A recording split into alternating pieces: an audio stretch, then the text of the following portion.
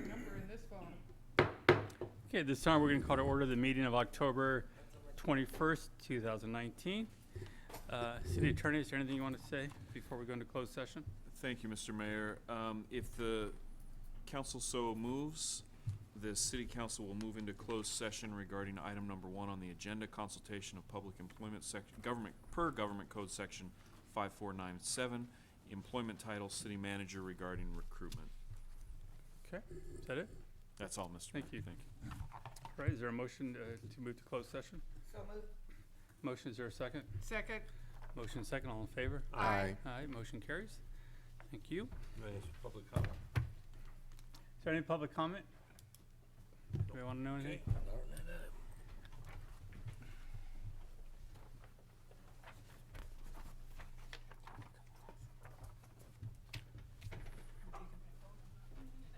that shirt you got there? I got two city shirts. I want one.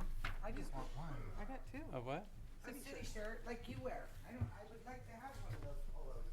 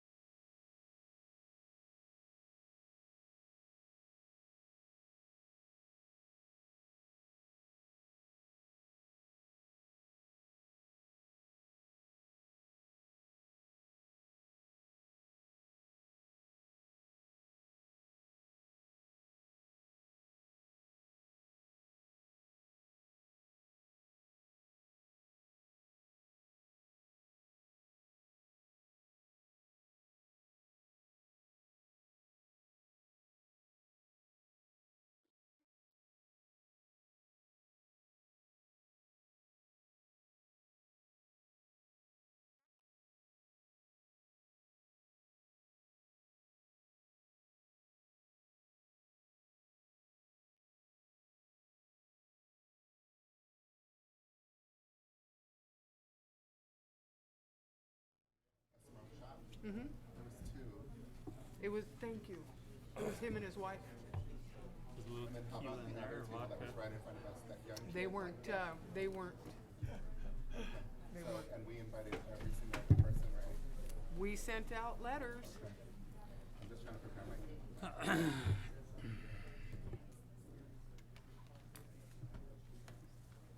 Yeah, I'm thinking on it forward and looking around. But I pass that. Pass it the other way. Wait a second, what is that? Why are there cups up there? Okay, good. We got water. It's kind of funny.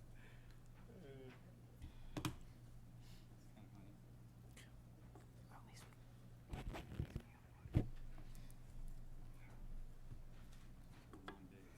Mm-hmm.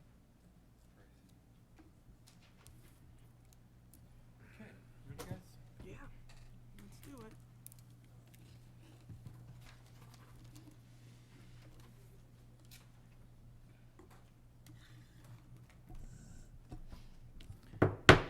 Okay, at this time, we're going to resume the meeting of October 21st, 2019.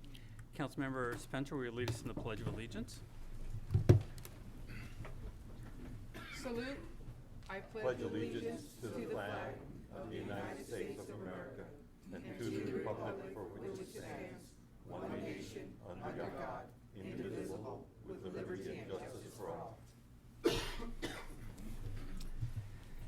Thank you very much. Roll call, please. Councilmember Resendez, Present. Vice Mayor Richmond, Here. Mayor Velazquez, Here. Councilmember Spencer, Here. Councilmember Lenore, Assistant City Manager Miller, City Attorney Epperson, Here. Chief of Police Westrick, Here. and the record will show City Manager Avra as absent.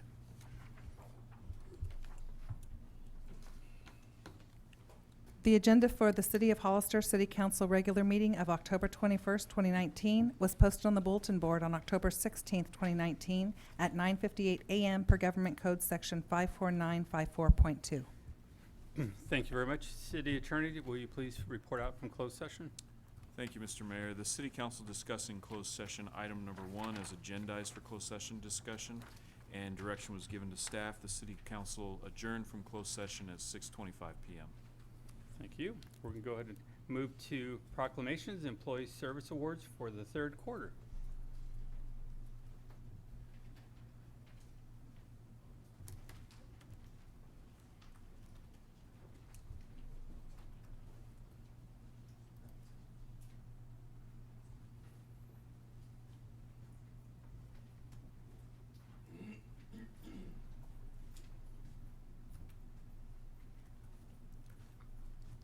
Hello, everyone. My name is Derek Spates. I'm here to accept the award for Adolph Salinas. Unfortunately, he was not able to make it today, but I would like to say that Adolph has served this community and the city of Hollister for 25 years.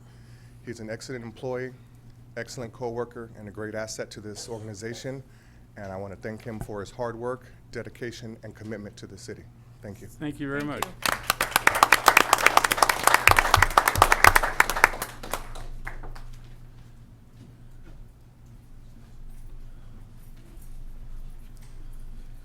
Good evening, Mr. Mayor and Council. Gives me a great pleasure to recognize Officer Masso for 5 years of service here at Hollister PD. He's our canine handler for Dallas, our canine. He's also really good at drug investigations as well, and a veteran police officer and also a veteran as well. We appreciate his 5 years here. Thank you.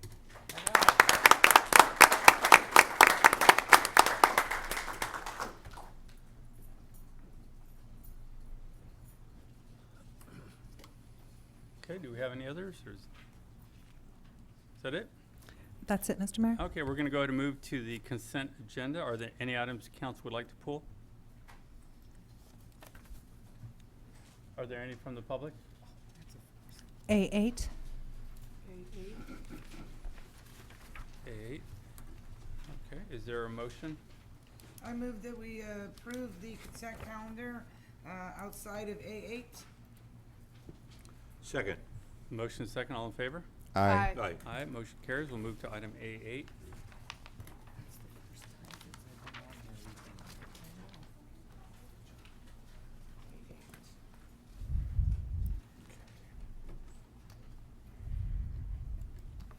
Good evening, Council. I am the staff member that's presenting item number A8, and it's related to the SB2 grant. It's the Planning Grants Program. I have previously brought this to the agenda item a few months ago, and since our planning staff has come back from the APA conference and reading more a little bit about the grant, we've decided that we want to change direction just slightly, and we would like to put it towards comprehensive or just updating our zoning ordinances, including partly inclusionary housing, and then hoping to use the funds as well to update our city website as well. So I didn't know if there were any further questions.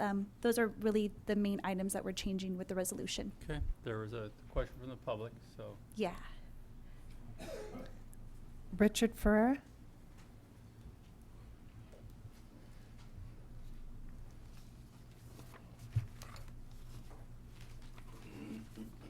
Good evening, Mayor and council people. I've read SB2 and would like to point out some of the facts. The bill would impose a fee of $75 to be paid at the time of the recording of every real estate instrument, paper, or notice required or permitted by law to be recorded per each single transaction per single parcel of real property. The county recorder shall remit quarterly this fund. So we will know how much is being generated locally. It also states the department shall award priority points to a county that has a population of 200,000 or less within the unincorporated areas of the county. We know this jurisdiction meets that very easily. It also states the bill would also provide the funds allocated to a local government that does not have a documented plan to expend certain monies allocated to it within 5 years should revert and be deposited in the Housing Rehabilitation Loan Fund. Staff recommends that staff to apply for the grant with the purpose to update appropriate zoning ordinances, establish pre-approved accessory dwelling unit plans, and update the City of Hollister website to provide easier access to planning material. I would think any grant application would have a better chance if it is submitted with a documented plan that meets the bills and goals that one is stated in the staff recommendation. But I do strongly support applying for this grant. I just think they better have a better plan that goes to get some money. Thank you. Thank you. Thank you very much. Would you like me to expand a little bit more on that? You can, yes, you're welcome to. Okay, so I would like to expand on some of the recommendations from our public as well. So with part of the grant application, you do receive funding, like he said. So for our jurisdiction, the maximum that we will be able to receive is $160,000. Part of the application as well is you get priority points for following some of the guidelines of what they would like to see. So one of it is streamlining application, streamlining how we process things. So that's one of the reasons why we want to update our ADU policies and update and have those pre-approved plans so that it streamlines the process when people come into our city jurisdiction as well. But we will do our best to follow all bills and guidelines to make sure that we're getting the full funds that we can receive with our city as well. So thank you. I do want to add, Connor, were you in that class with me on this item? At our conference last week, we went through so many classes. One of the classes I sat in on was the SB2 grant. Yes. And basically they were saying is apply for it. If you have any questions, call us, we'll help you. We want to make They've sure been every excellent city at and the community state. gets this grant. We are not trying to deny this to anyone. Yes. So basically, if you're applying for it, if you have any questions, or if they have any questions, they will call you Yes, thank to make you. sure it's done. So it's, as they point out, pretty much assured we're going to get the $160,000 and exactly as you explained it Okay, great. in Yeah. here that And as should work. we hopefully hear more from the state, I can report back, obviously, when we receive the grants and our timeline as well. right. And they did point out if you have any questions, any Oh, confusion, they've been excellent. call them. Emails, it's been wonderful, actually, with the consultant that they've been working with. So thank you. Right. Okay. Thank you. All right. Is there any other questions, comments? No more speakers, Mr. Mayor? Okay. Is there a motion? I make a motion that we accept resolution number 2019-231, a resolution of the City Council of the City of Hollister authorizing the submittal of an application to the California Department of Housing and Community Development for the funding under SB2 Planning Grants Program. Okay, there's a motion. Is there a second? Second. Motion second. All in favor? Aye. Aye. Motion carries. All right, we're going to move to public input. This is a time for anyone in the audience to speak on any item not on the agenda and within the subject matter jurisdiction of the council. Speaker cards are available in the lobby and are to be completed and given to the city clerk before speaking. When the city clerk calls your name, please come to the podium, state your name and city for the record, and speak to the city council. Each speaker will be limited to 3 minutes with a maximum of 30 minutes per subject. Please note, state law prohibits the city council from discussing or taking action on any item not on the agenda. Do we have any speaker cards? Yes, Mr. Mayor? Kevin Stopper?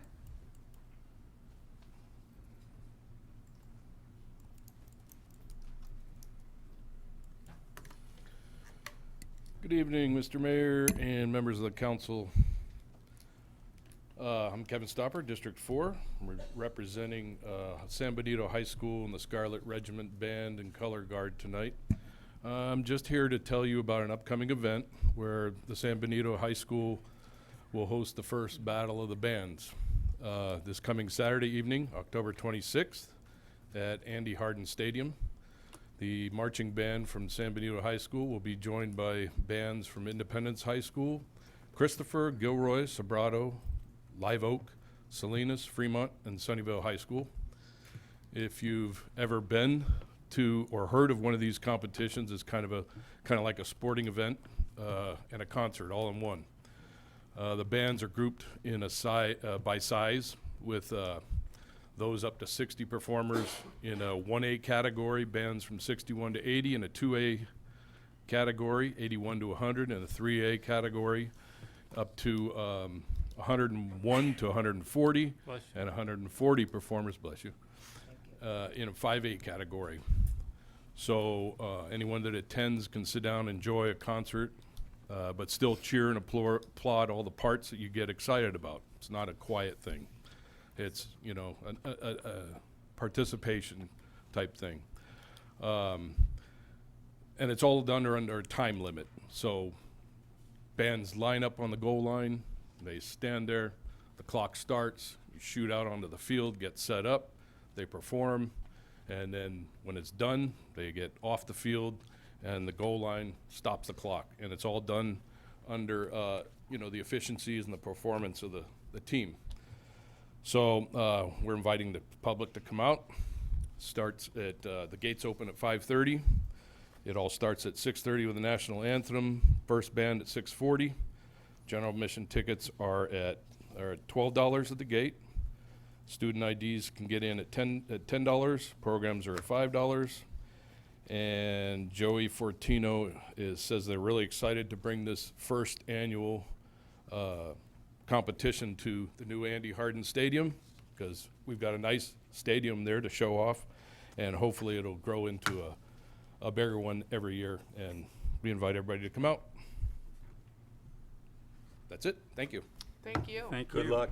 I'm going to that. And I want to add, I'm a proud roadie of the band, so My niece is Fun. on color guard. fun.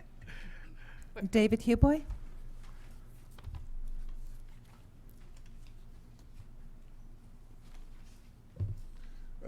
Good evening, Mayor Velasquez and members of the City Council. It's good to be here tonight. I'm David Huboy, and I'm proud and happy to tell you that I'm a member of the Public Art Review Committee. And your body adopted a public art policy on May 2nd, 2016. Public Art Review Committee serves to promote art in public places and assumes the responsibility to review, make recommendations to, advise the City Council on proposed public art projects within the City of Hollister. PARC is dedicated to enriching the lives of local residents through public art and to ensuring that the public art process is inclusive, accessible, and representative of the constituents that we serve. We meet once a month, and to date we have been privileged to help bring about the painting of the utility boxes, the Veterans Memorial Building mural, the emblem of McCarthy Park, and the art benches at Dunn Park. And I want to thank City Councilman Marty Richmond for attending one of our meetings and his support of public art and sharing his views on ways to promote it within our community.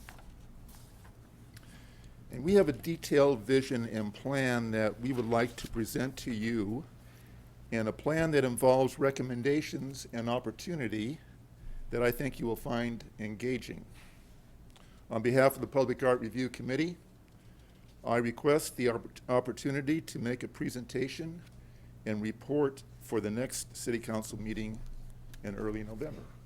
Thank you for your time. Thank Thank you. you. Richard Ferrera?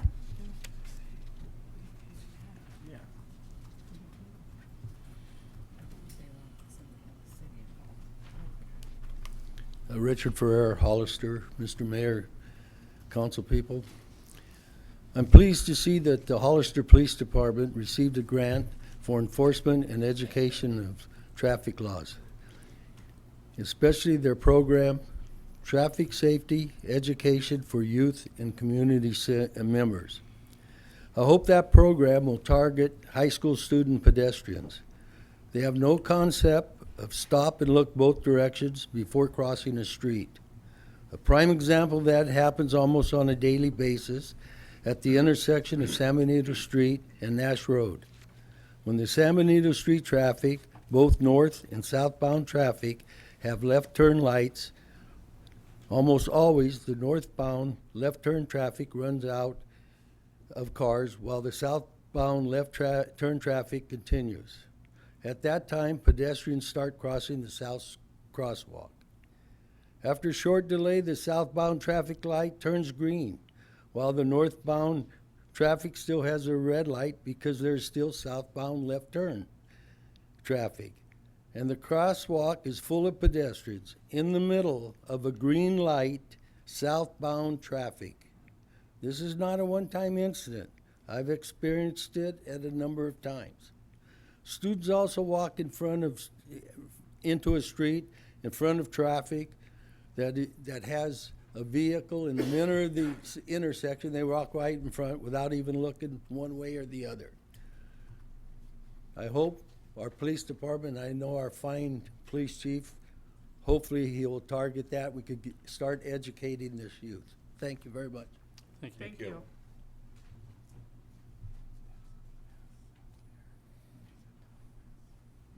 Tammy Avilas.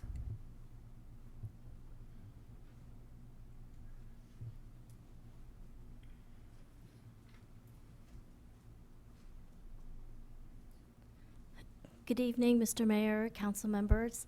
My name is Tammy Aviles, and I'm here tonight on behalf of the Friends of the San Benito County Free Library. Just wanted to extend an invitation to the council, staff, the public that are here, that this Wednesday evening is the Friends event where they are going to present the winners of the school submissions of drawings on the topic of kindness. And I guess this week is National Friends of the Library Week. So it starts at 6 at the library, and everyone is invited to attend. It's going to last about an hour. Thank you. Thank you. Thank you. I have no more speakers, Mr. Mayor. Thank you. We're going to move to D1, City Manager's Report. Nothing to report at this time. Well, how about D2, Training and Conferences?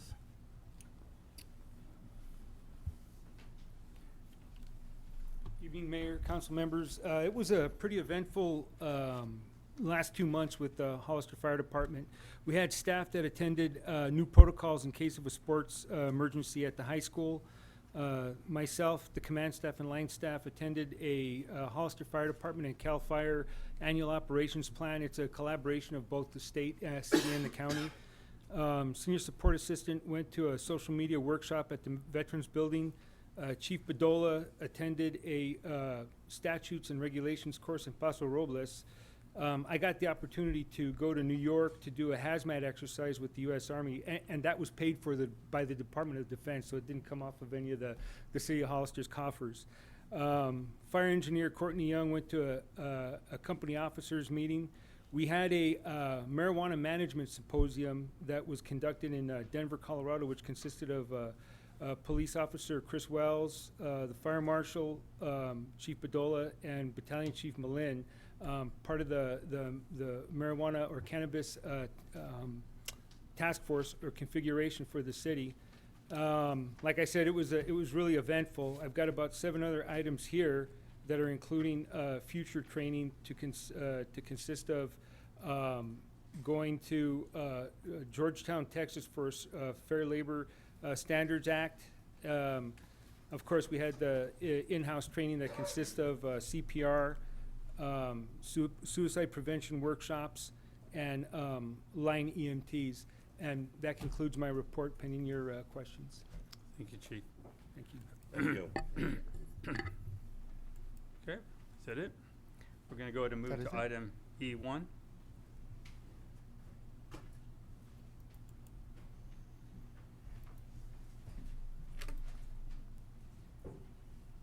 Thank you, Mr. Mayor and members of the City Council. Good evening. Abraham Prado with the Development Services Planning Department, Planning Manager. At the regular meeting of October 7th, 2019, the City Council held a duly noted public hearing to introduce Ordinance 1183, an ordinance to repeal and replace Chapter 1664, the Growth Management Program. Staff was then scheduled to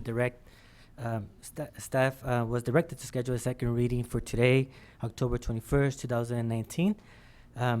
There are two adjustments that were made to the growth management program.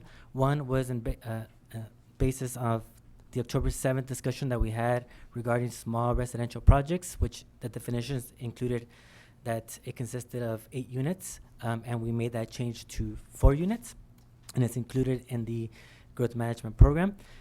The change is that it was not within the exemption category, so now we have that as part of the exemption category. So we would like for the growth management program to be approved with that small residential definition of 4 instead of 8 within the exemptions. And the other change is that in the exemptions category right now, Section B, it indicates that legal lots of record that were established prior to July 1st, 2002 should be exempt from the growth management program. And essentially, we just want to update the date for legal lots of records that were established prior to July 1st, 2019 to be exempt from the growth management program. It's just to make those 2 adjustments. So with this, staff recommends read by title only, waive full reading, and adopt ordinance number 1183 with the implementation of subsection L to section 1664030 exemptions to add small residential projects as included in the definitions to the exemption list, and the change to subsection B, changing the date from July 1st, 2000 to July 1st, 2019. Thank you. Are there any questions? Any questions from council? Vice Mayor Richardson? Thank you. Discussing about your legal lots of record. Yes. Change of date. The portion that talks about the application being essentially complete, I don't remember the exact wording of the law. Right. Still is in there, though. That is still under Okay. Councilmember Richmond. Okay. Yes, that's Thank correct. you. That was my question. You're Okay, Councilmember Spencer? Abraham, I'm really concerned about this because with SB 330, we are out of compliance if we pass this ordinance. I've read up on it. I just don't know how we can do this. I really don't see us being able to do this. If we put a cap on the housing and we do everything else according to what I've read with SB 330, that we can be sued by the state. We will lose funding. I have multiple letters from different entities that have said the same thing. And one of them is ready to file a lawsuit against us real soon if we pass this. I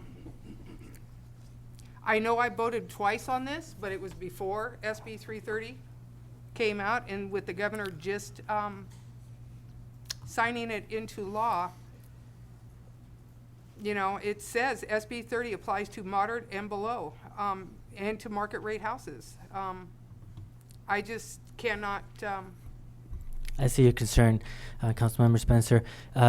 As we had discussed as well, will we once we hopefully, if it is adopted tonight with the second ordinance, we will send it to HCD as has been the request from the council, and then have their feedback as well in regards to all these new policies that have been implemented as of recently, or at least signed into law as of recent. So, and if the HCD has any concerns, we've been in communication with them, and so if they have any concerns, hopefully they will let us know. And if there's any adjustment changes, I'm pretty sure that they know by now that we want to make sure that we're doing things to where it should not affect any future type of funding or grants from them.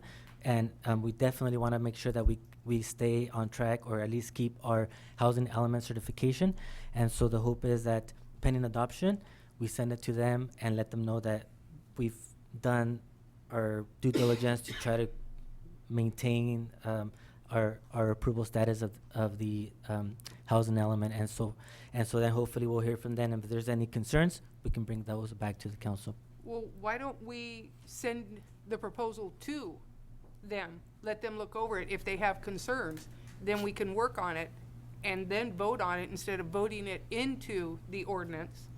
Let's kind of step back a little bit, send it up to Sacramento, let them look at it, and tell us if we are in compliance or if we are not in compliance.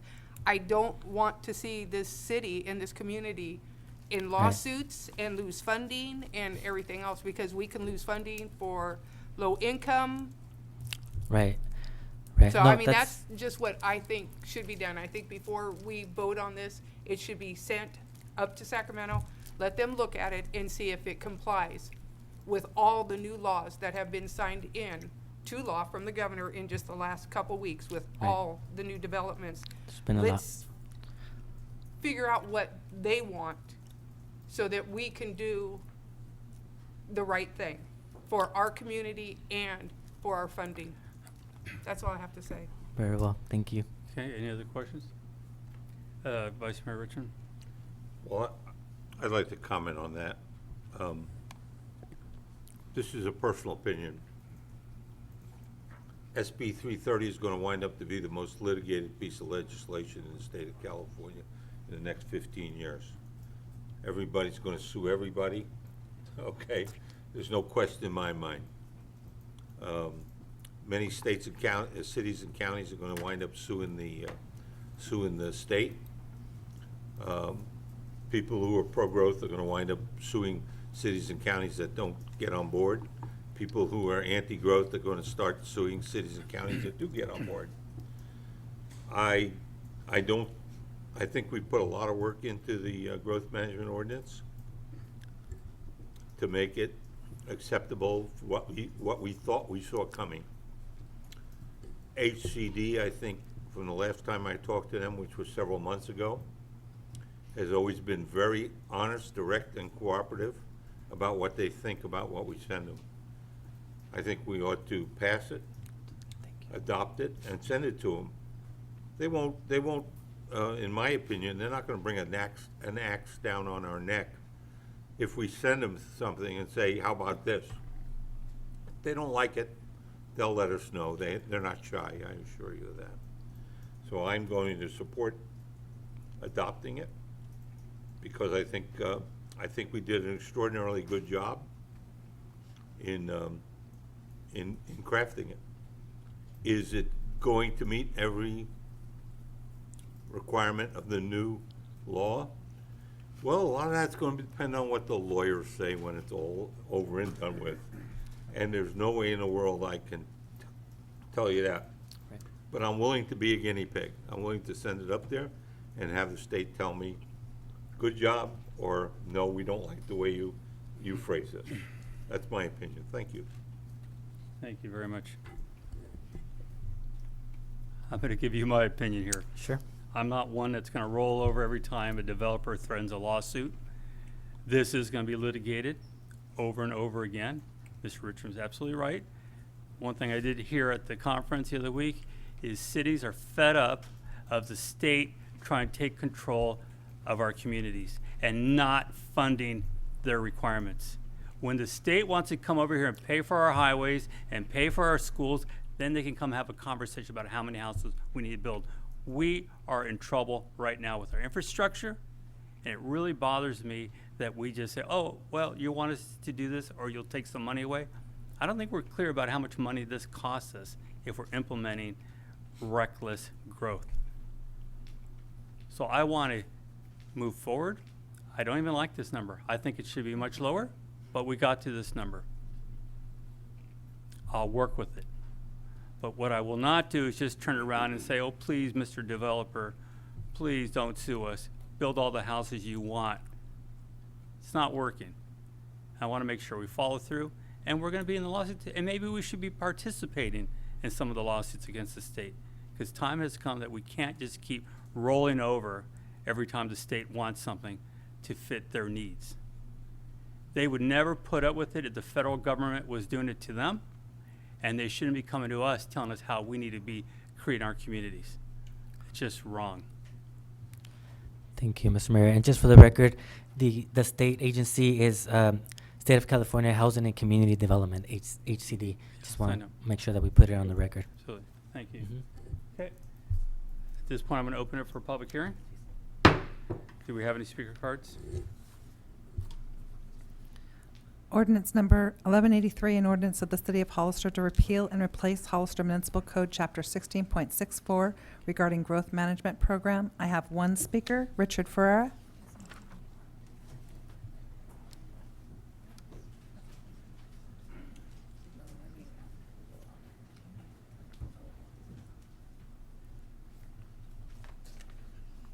Richard Ferrer, Hollister, Mr. Mayor, council people.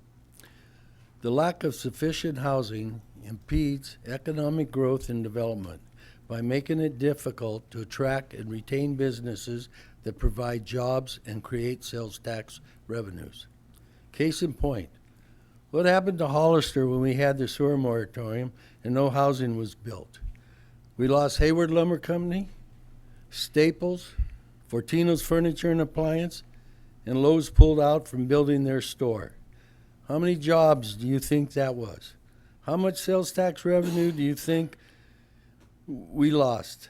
How many trips out of town have our residents had to make to buy items that those businesses could have provided? To the people of Hollister, if you don't like the way it is now, it's not going to get any better without growth. No businesses are going to come here with a slow growth program and unfriendly politics. No matter what you say about recruiting businesses, they will not come when there is slow growth. You talk about affordable housing, nothing makes housing more expensive than the lack of them. I know you probably made up your minds, this is the way to go. We've been down this road before and it does not work. This is like telling a 13-year-old he can't grow anymore and has to wear the same clothes for the next couple of years. Then there's SB 330. How much is that going to cost us? When we are not in compliance, the last thing we want is that Sacramento to come down here and tell us what to do. That I agree with you. This ordinance is going to choke the economics right out of this community. I hope we can survive it. Thank you very much. Thank you. That was it. I have no more speaker cards, Mr. Mayor. This time, we're going to close public hearing. Is there a motion? Mr. Mayor, I will proudly adopt that we approve ordinance number 1183, Growth Management Ordinance, Chapter 16.64. Okay, there's a motion. Is there a second? I second that. Councilmember Resendez and Councilmember Richmond, would that be to include the amendment to subsection L and to include the small residential projects and the exemptions, and also change the date of legal lots of record to 2019, July 1st, 2019? Yes. Thank you.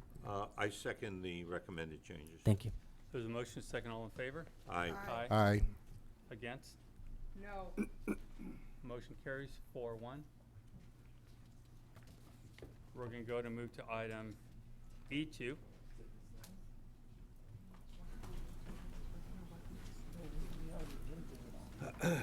See you, City Clerk. That's you, Christine.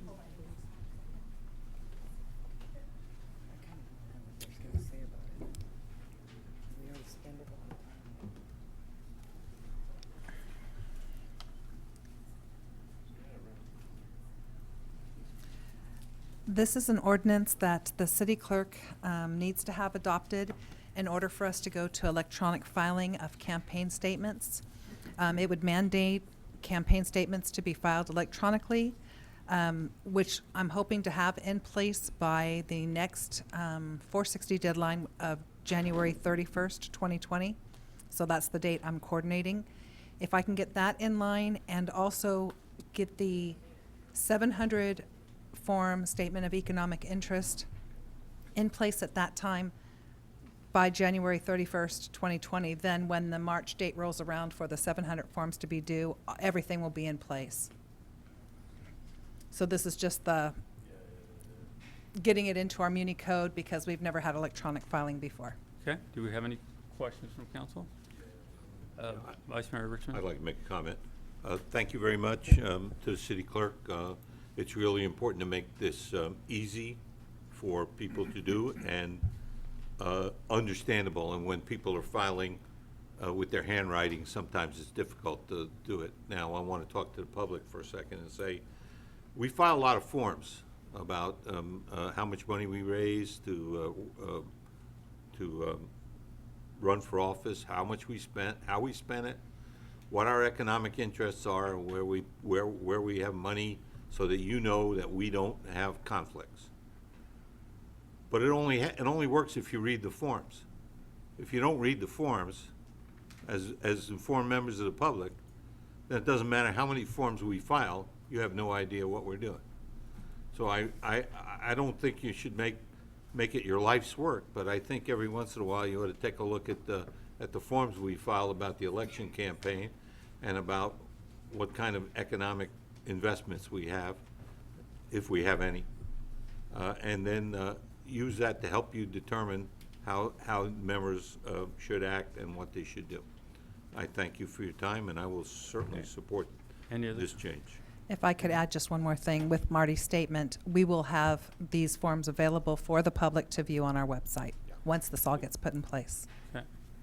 Any other questions, comments? Okay, this time we're going to open for a public hearing. Do we have any speaker cards? I have no speaker cards, This time Mr. we will Mayor. close public hearing. Is there a motion? I'll make a motion that we adopt ordinance number 1184, an ordinance City of Council, City of Hollister, and add Chapter 2.18 Electronic Filing to Title II Administration and Personnel of the Hollister Municipal Code relating to electronic filing of campaign statements and statements of economic interests. Okay, there's a motion. Is there a second? Second. Motion second. All in favor? Aye. Motion carries. Thank you. Okay, we're going to move to item F1. Now, this item was requested to be withdrawn. Do we need a formal motion to withdraw it? Can I ask why it was withdrawn, Mayor? Because the cannery is now closed, so there is no need for the aerators to be installed. I have a question, Mr. Mayor. Is that Council. withdrawn to a date certain or a date uncertain? Date uncertain. It's This data, item- yeah, they're just withdrawing the whole Okay. request Well, because I of move this. that we withdraw item. We need to make sure we have Oh, public comment. sorry. Any Thank other you. questions from council? Do we have any public comments? No, Mr. Mayor. Okay, go ahead, Mr. Richmond. Thank you. I'm sorry, I jumped the gun there. I'll make a motion that we withdraw item, is it F1? It's F1, right? Yes. Resolution, do we need to? Yeah, Resolution 219-145. Okay, there's a motion. Is there a second? Second. Motion second, all in favor? Aye. Aye, motion carries. We're going to move on to item F2.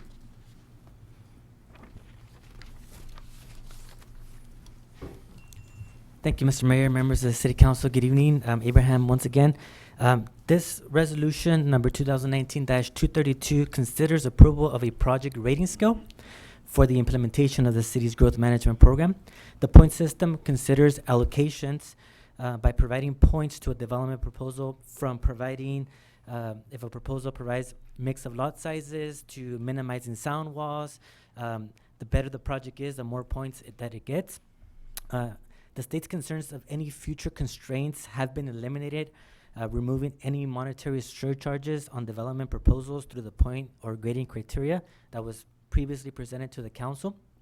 The only one that states as a major point provider for potential projects is one 20-point question, and that is if a development is going to offer a homeowners association for the complete project. And then for those projects, they would obtain the higher points for that project to be closer to obtaining allocations versus a project that does not provide for a complete homeowners association. So there's only 1 point question that remains, which is the one that I just explained. So part of the requirements of the point system would be that for 2019, 2020, and 2021, what we would do as part of the report indicates is we will lump those 3 years together, and we will then essentially open up the application process for any potential developer who would like to come in and apply to the point rating system and offer their project to the city of Hollister. And then once it's submitted, staff will review to make sure that it complies with all of the most points that they can obtain.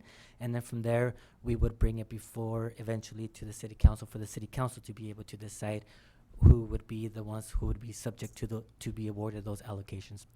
So with that, staff recommends that the city council review the resolution 2019-232 and approve the resolution approving the project rating scale. Are there any questions for staff? Thank you. Any questions from council? Councilmember Resendez? Not necessarily questions, just a couple comments.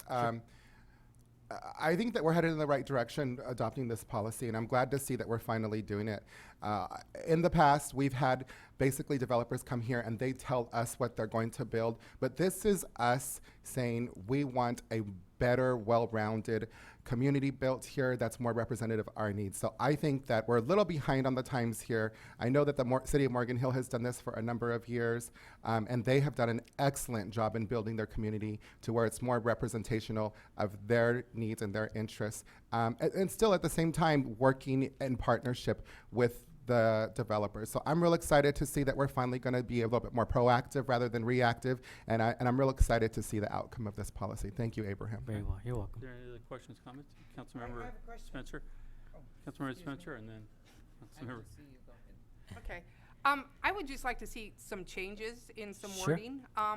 Can we consider the 2019 allocation by the city council before 12/31/19 and opening the application period now, closing it on November 30th of 2019, and if no applications are submitted, the application date to be pushed to the suggested date in the resolution of April 1st, 2020?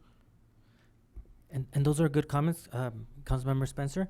We currently in our planning department don't have we do have some applications that are in process right now that are basically exempt from the growth management program.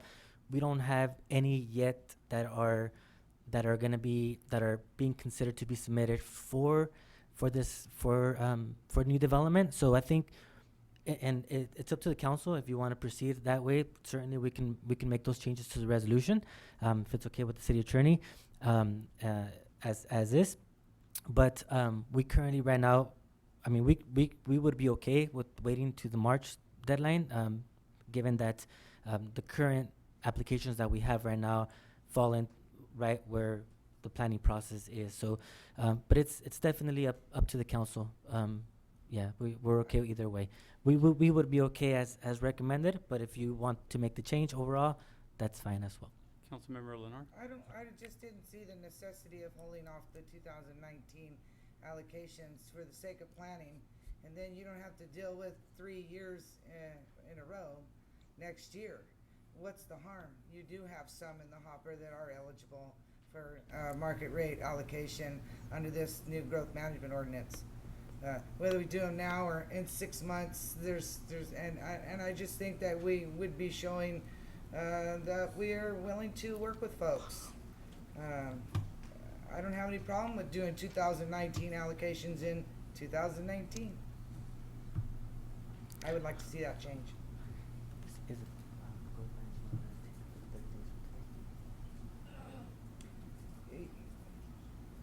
Okay. 30 days from today. So it would be Second reading. Yes, I was just Yeah. confirming with the city attorney. So it would maybe be at the end of November. You know, the other reason is maybe we should start with that 1 year and see how it goes. Okay, you got a brand new rating scale. Staff's gonna be looking at that, and we're gonna be giving comment. It might be simpler to do 1 year. Then next year, when we're gonna do 2 years, we're all the better informed about it. That's my comment. very well. I personally would just rather go with your recommendations. Councilmember or Vice Mayor Richmond? Thank you very much. My only concern is to make sure that our first window allows for enough competition so that we get a good product. My concern is if we squeeze the window too tight, that we won't get a good product because somebody who happens to be first in line might be the only person that qualifies. And so,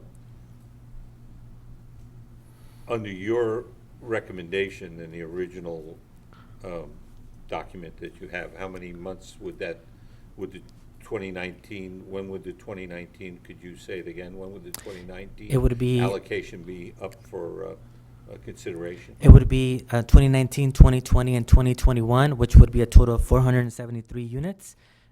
March, it's going to be March 2020. Well, I don't like doing all 3 years at once. You know, and I know I'm being picky here because we've got a lot of things on board, and we're going to get confusing. I think that's too many at once, and for my opinion.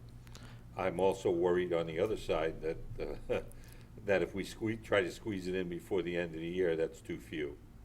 Okay, I think trying to eat 3 years by March and is not good, and I frankly, I think trying to eat 1 year in what's left of this year, which is very little, 60 days, 70 days, whatever it is, Right. is too tight.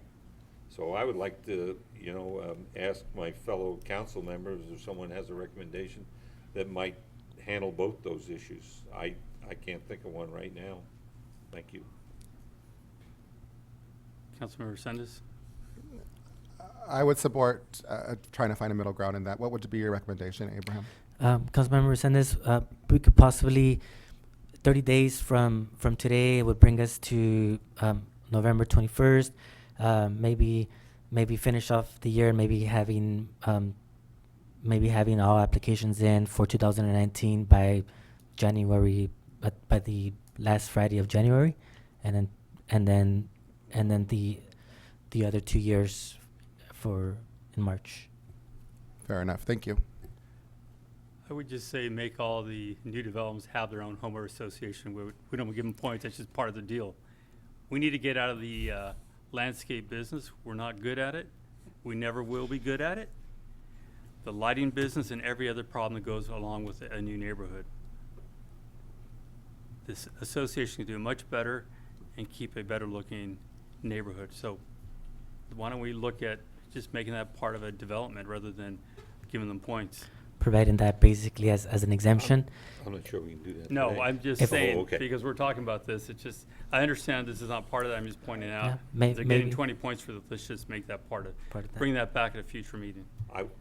I would support that. We can't go into it in No. detail today. Very- I would that's- support that.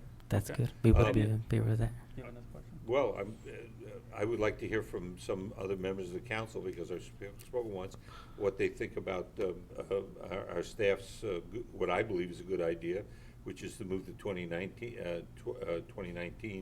to the last Friday in January, and give it just 30 more days. I just think 60 days is too short. That would give it essentially 90 days. And I think- concur with that. I think that's a fair assessment. Okay. And I think it's a good way to do business, that you don't have them all come in March, which I think is a bad idea. I agree with you. Is that it? Do we have any speaker cards? Yes, Mr. Mayor. For resolution number 2019-232, a resolution of the City of Hollister approving project rating scale for the implementation of the City of Hollister Growth Management Program. I have one speaker, Victor Gomez.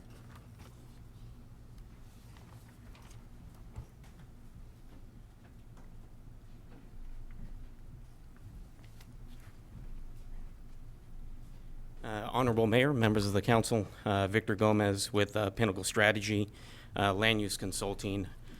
First of all, you may be shocked by my next comments, but congratulations on the passing of the Growth Management Ordinance. I do want to commend you, seriously, I do want to commend you for your civility on that topic and finding common ground. I think that shows, it demonstrates a lot of leadership to the community. That's what they've been looking for, and I think you demonstrated that, so thank you for that. Regarding the dates being awarded, I do want to bring to Abraham's attention the Rosati property, and that is one that probably would be an applicant for the GMO kind of ahead of time. So we do have at least one applicant that is ready to submit an application through this rating scale process. I don't have any issues with the rating scale that I'm certainly going to push back on. I get it, I understand, and I agree with Councilmember Resendez's comments. It will allow for this criteria to be followed on all future developments. But I do want to ask that you do consider these 2019 allocations as soon as possible. That date obviously is up to you. I would love for these to be allocated by the end of the year because we cannot move forward with vesting tentative maps or tentative map applications until we get these allocations.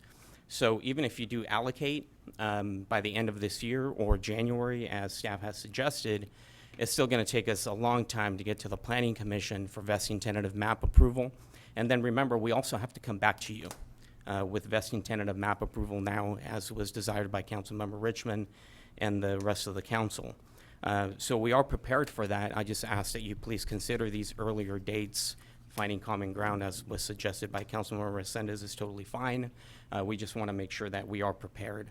That is, I think, the only subdivision application that would probably be competitive. Maybe others will come up too, but we are ready to apply.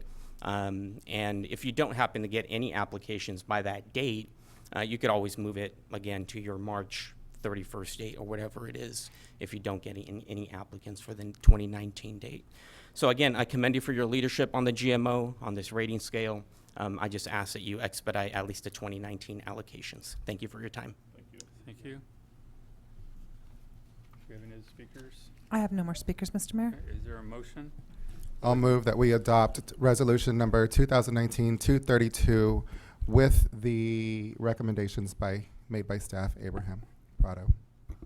There's a motion. Is there a second? I would like to offer, ask the maker of the motion to take a friendly change to make the 2019, if he will, make 2019 allocation go to the end of January, last Friday in January of 2020, right? It will be January 2020.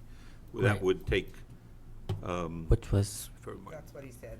60 days off the 60 days off the 2019 that was your allocation, but leave all the other allocations the same.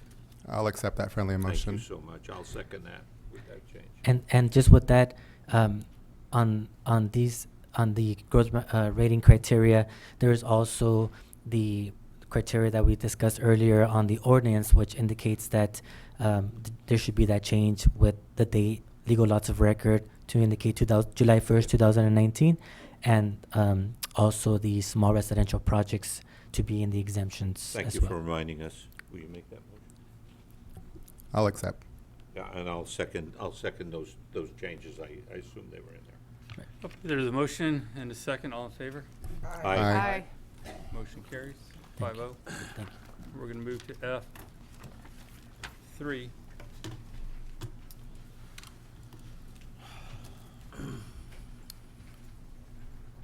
I think this is me. Good evening, Mr. Mayor and Council. This is a request for a support letter. What's that? For the 2020 Keep California Safe Act. What this act is going to do is do about 4 things.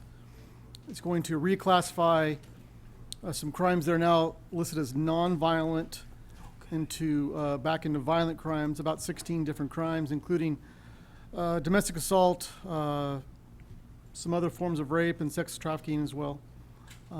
Several other ones with drugs and other things. Also, it's going to prevent some early release for felons, expand some parolee oversight, strengthen penalties for parole violations, which there are none now. It's also going to reform theft laws. We currently now cannot use previous convictions in our charging, and this will restore that.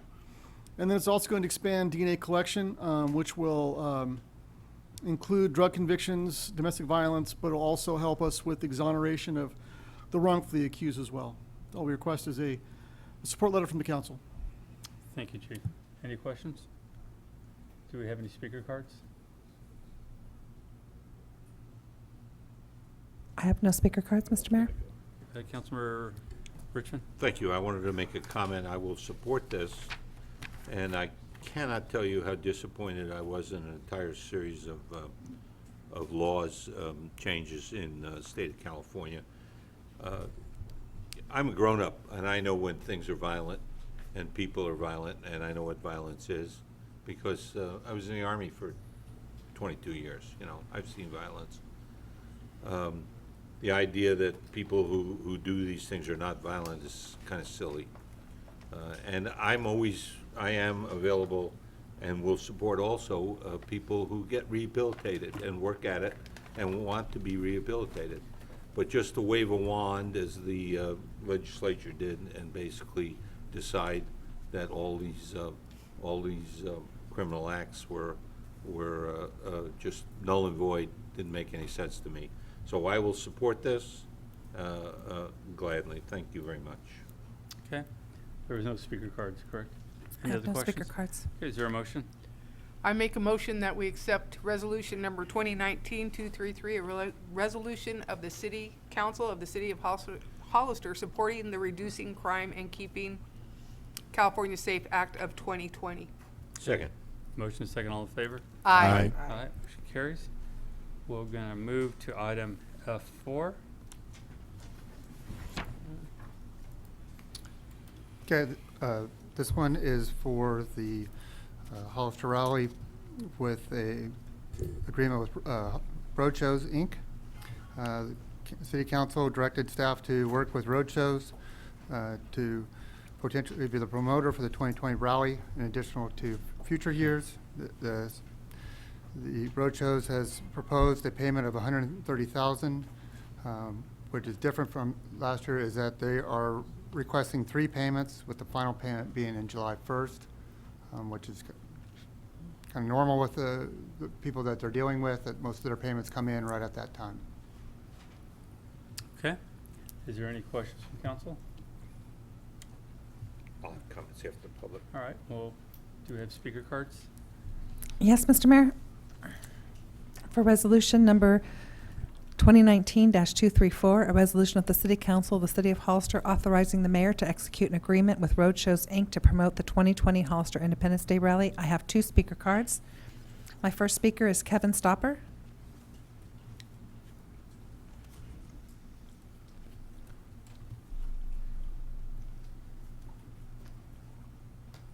Well, here we go again. My first question is on the future years. How many years are we talking about with a contract with Randy or Roadshows? Do we have that in writing yet? Because we all know that this goes on every year, and we stand up here and say yes, no, yes, no, yes, no, liability here, there. Then someone puts on a show and then someone doesn't. We get all excited about doing this rally, and then we don't do it. I'm in favor of the rally, but I'm in favor of a safe rally, of course. And over the years, we've had safe rallies, and we've had incidents, but for the most part, they've been outside the rally, I think. Go back many years, the rallies have been pretty safe, and I think the chief has taken care of everything that has happened in about the rally. I would like to see execution of some kind of a contract, but I'd like to see something for 5 years and not 1 year. I'd like to see something that Randy could build on. We've had a lot of good shows, like I remember when we had Saturday night, we had good Saturday night music shows back on the end of Sally Street, and they were actually good groups. Now we're just basically having cover bands, which is not bad, but I'd like to see a nice show, a marquee show, a band that's known. We could throw one of those up, that sort of thing. There used to be a place where you could actually buy bike parts instead of all T-shirts. I would bring my bike down and get parts put on my bike. Now it's mostly T-shirts. because they can't book these guys. And that's what problem I think that Randy has booking these vendors, because they're booked years ahead. We've got a lot of people in town now, like Lago and Mr. Lago and Mr. Corbin, that know people that can probably bring those folks in. And I think that I think they'd be a big help in bringing in a lot of people. They did a pretty good job last year. I wasn't able to attend anything last year because of a tragic in my family or a friend, but I would have liked to have gone, and everything I heard, it went pretty damn well. So I'd like to see a longer contract than just year to year, and I'd like to see the city stay out of it except to allow it. That's what I'd like to see, because the city is not in the business of running a rally. He answered your question. It's, he requested a 3-year contract. The promoter requested a 3-year. Mark Scherer. Sure. Sorry. Mayor, Council, I'm Mark Scheer. I live here in Hollister, and I agree. Multiple year contract is something that we do need. If we don't get a multiple year contract, we're not going to get the quality event that we definitely deserve. I'm only the voice of one, but the voice of many. There's a lot of us nonprofits out there that do profit quite well from this event. Without it, the last couple of years has made things a little tough. So that's all I have to say. Thank you for at least considering it. I do appreciate that very much, and I really appreciate it if you all vote yes. So. Thank you. Thank you very much. Thank you. Is that it? Speakers, Mr. Mayor. Okay, is there any questions or comments from council? Councilmember Lenore? Question for acting city manager Miller, Mr. Miller. 6 months ago, I stated my concerns about the workman's comp liability.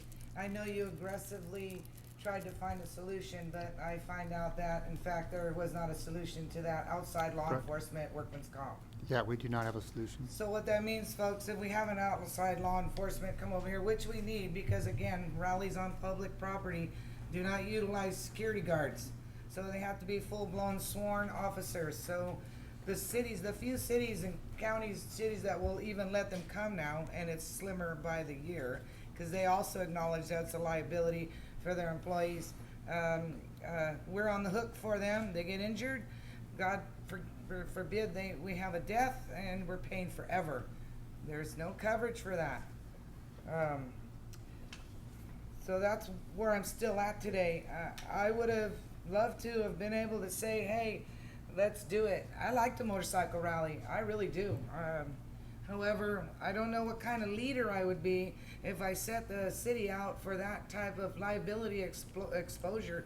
Now that I know about it, I think it's been going on a while, only now I know about it. So I'm really wrestling and very uncomfortable with a rally on public property. Now, that does not mean that I don't like motorcycle rally gatherings.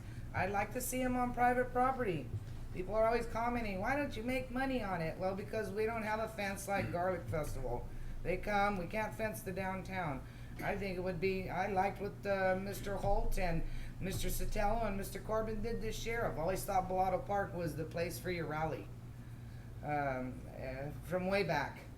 But again, I let it go. Maybe the rally's not for me, but still I would do it for the community if the liability wasn't hanging over our head. The community has been very divided on this issue since its inception. Only I think it's a pretty solid 50-50. So it's not like the residents are really advocating for this. I know many folks don't like it. When you talk about nonprofits make money on the private property ones. They're asked, I'm sure, to participate. I also wouldn't have a problem with people on private property doing downtown with a conditional use permit. The riders come for events out on private property. We can do some things downtown on private property through the permitting process. I'm open for that. Again, they utilize their own security. You're right, the city does not belong in the motorcycle rally business. It does not. That means it should not be on the city's public property. Those are my comments for now. Thank you. Thank you very much. Vice Mayor Richmond? Thank you. I've been talking for a year about trying to get some local group to sponsor the rally and get the city out of it. The truth of the matter is, we're no good at it. Our people are very, very busy doing other things. And they put in a lot of overtime trying to do this. The executives put in a lot of their own time, and they just not very good at it. And that's why we go from year to year and we don't make the improvements we need. And that's really what bothers me. For instance, we talked about the fact that people poach the rally, that they go in and they set up tents, and they sell things, and they take money away from the developer, from the I got developer on the brain, promoter, excuse me. They take money out of the promoter's pocket, and the promoter complains about it. And we know, I'm pretty sure for a fact that a lot of these kind of businesses that are outside the rally area and they're not controlled, they're not even paying their sales tax. They're pocketing the sales tax. So they're taking money out of your pocket. And we haven't been able to do anything about it for years and years and years. And one of the reasons is when the rally is over, every year, there's no one left here to do anything about it. The promoter goes back to wherever, to the next job, and they have to go back to the next job to make a living. And we don't even have a group here who keeps working on it on the off time. So that's one problem. I'll put the police chief, put it to the police chief. How many outside folks do you think you're going to have to employ if you want to get a safe rally? Not perfectly safe, because there's no such thing as perfectly safe, but reasonably policed. We don't discuss the security of the rally. Oh, you don't want to tell me? Well, here's the problem. It isn't about whether we're willing to take the risk, although it is a big risk. We cannot legally employ anybody who doesn't have workers' comp. Now, most of you know that, because if you have any employees, they have workers' comp of one kind or another. And cities are required to have workers' comp for their employees, and those are our employees, even if it's for a couple of days. So we can't employ anybody. It isn't whether we want to. I don't want to. But it isn't even if we want to. We can't. It is illegal. It's a misdemeanor. It's a year in jail. It's at least a $10,000 fine. That's for every person we employ. We can't do it. And besides, if you wanted to sign a contract with us tomorrow, we would make darn sure that you had workers' comp for your workers. Well, we would look like a bunch of idiots if we didn't have workers' comp for our workers. So we can't do it even if we want to. This is the wrong way to do the rally. I'm for the rally. I think the way they did it last year was a great way to do it. Split it up. Get a local group, and it's not too late this year to get a local group willing to start it so that we can make the improvements as we go year to year. I do not think a promoter makes the improvements, because a promoter from out of town has to move on. Additionally, we're only asking for $130,000. Last year, the last full rally in 2017, we got $163,000. And except for the fact somebody didn't pay us off in 2015, we were getting $182,000 in 2014. So the number is dropping. I believe it's going to cost us $180,000. I'd rather give $50,000 to our local motorcycle people to do economic development by running the rally themselves than to give it some out-of-town promoter who only comes in here to run it and then has to go somewhere else to make a living. It doesn't make any sense to me. So when I look at all the numbers, when I look at the problem with getting the security folks hired, the impossible problem of doing it without workers' comp, taking those chances, there are a very small number of people at the rally that are likely to make trouble. If you ever read the history of this, they called them the 1%ers. The truth of the matter is it's a lot less than 1% that make problems. But it doesn't take a lot of people to make problems until you're in a lot of trouble. And when you got a lot of people and you got a lot of alcohol, you're going to have some problems.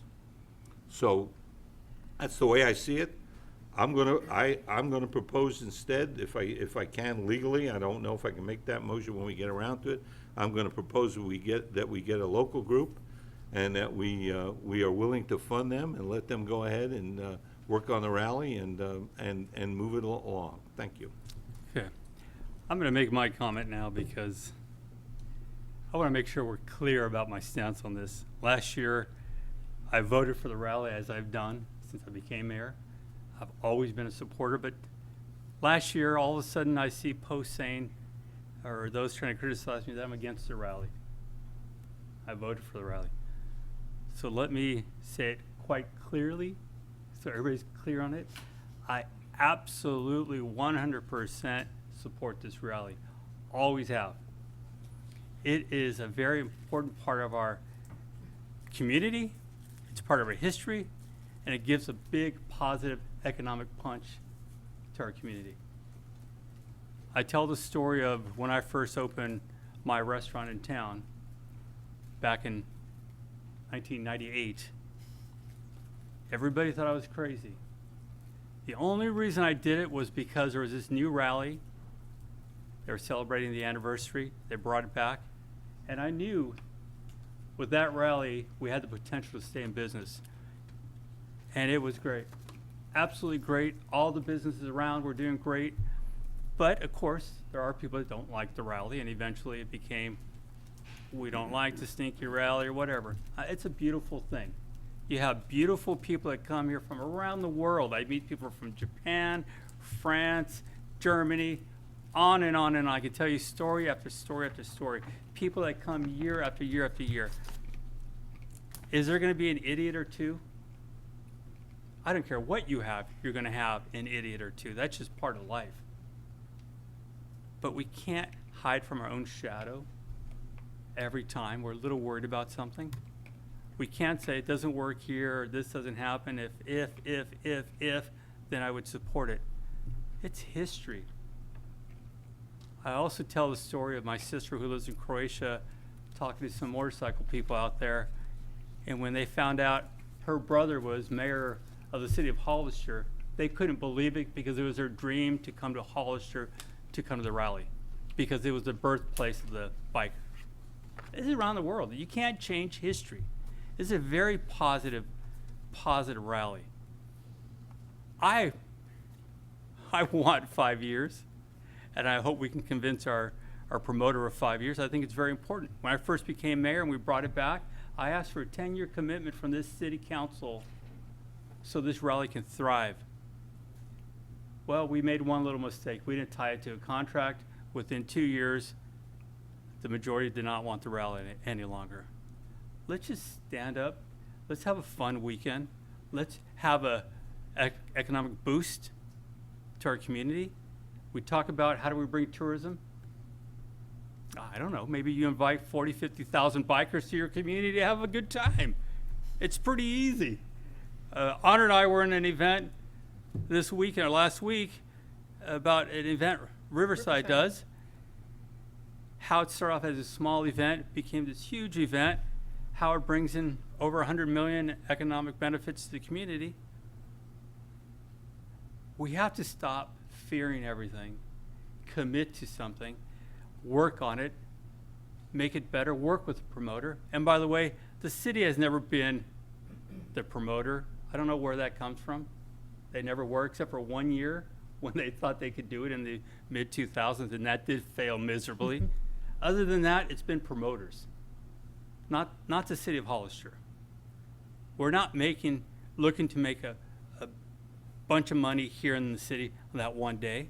We're looking long-term. We want those tourists to keep coming back and join our community. We want to make sure the promoter makes his money, or he's not going to come back. There's a lot of things we can improve on. Nobody questions that. Do we want more motorcycle parks? Absolutely. Do we want better entertainment? Yes, we do. We need to make sure this promoter makes his money.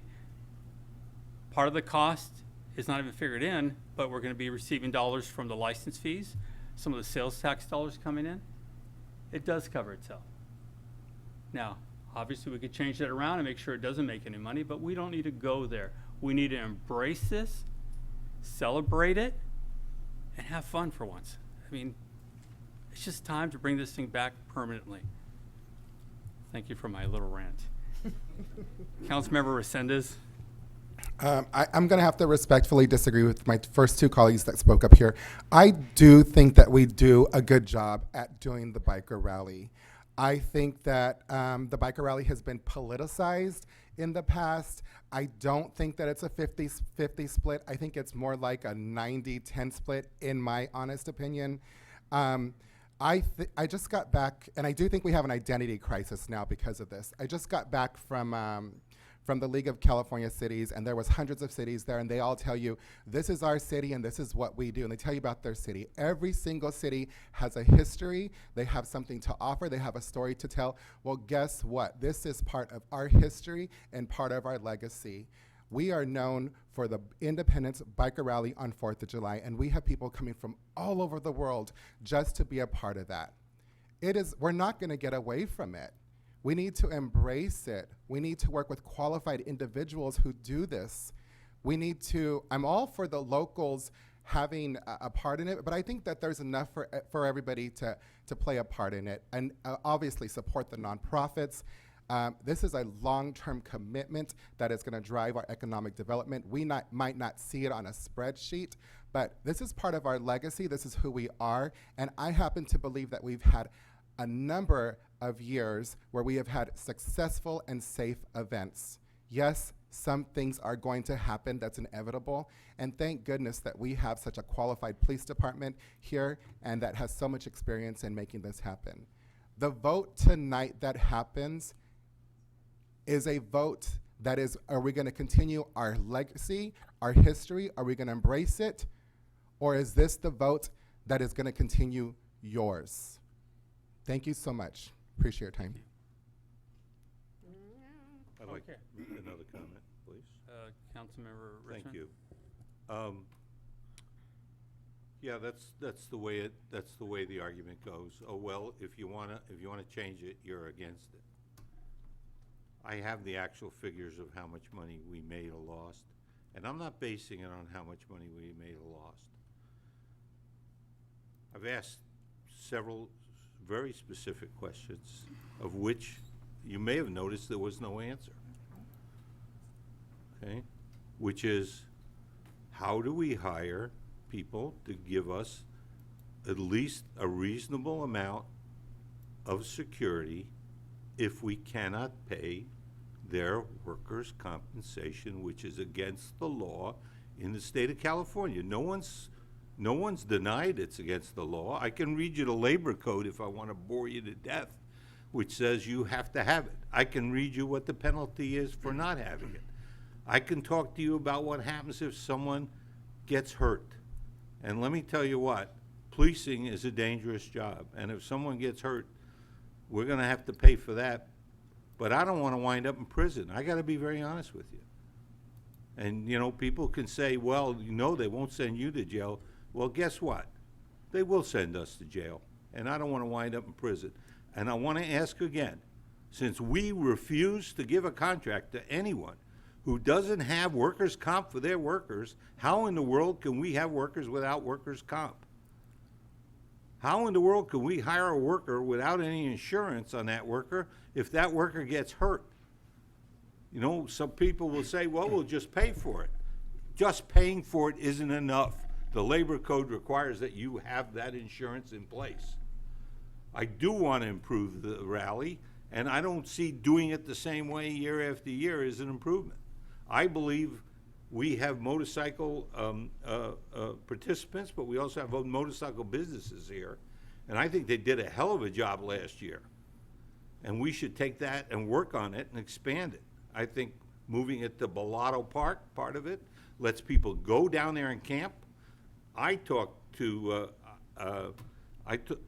Mike Corbin this morning or yesterday by phone from the East Coast. And you know what I was told? I was told that most people who drive motorcycles now camp out. They need a place to go where they can park their bike, have a couple of beers, not get picked up for a DUI because the bike is parked, and they camp out and they go to Bellato Park, and they really like that. That's what Mike Corbin told me. He has no axe to grind. He's in the motorcycle business. He wants this rally to be a big success. I feel the same way about the fact that Mr. Corbin had displays up at his place of business, and he had private security up there. We didn't have to worry about hiring them. We didn't have to worry about insuring them. And because of that, I believe, without going into the numbers, because the chief doesn't want to discuss it, I believe, looking at the actual amount of money we spent, that we spent a lot less on security because we had private security in those places. That's just logical. We simply can't do it. We cannot sacrifice security, and there's no such thing as perfect security, but I guarantee you this, you go to a football game, they're gonna run you through a magnetometer and they're gonna inspect your backpack. When you have a motorcycle rally, you're not gonna put a Harley through a magnetometer, okay? And you're not gonna inspect anybody's backpack. So we take a little more risk than everybody else, and I'm not against taking that risk, provided we have qualified policemen and police ladies to respond. Reasonably safe. There is no such thing as perfect safety. We all agree on that. Reasonably safe. There is misconduct and there's gross misconduct. And without adequate security, we could be facing gross misconduct problems. So I think there's 6 months left. If we really want to change the rally, if we really want to improve the rally, we better start looking at the rally of the future, not the rally of the past. And we didn't make, I have the actual numbers here, and I tell you something, it doesn't come out to a lot. I'm glad the nonprofits get some, but it doesn't come out to a lot of money. When you look at the last 1, 2, 3, 4, 5 years, looks like in 5 years we may have made $120,000, 5 years. That's not a lot of money a year.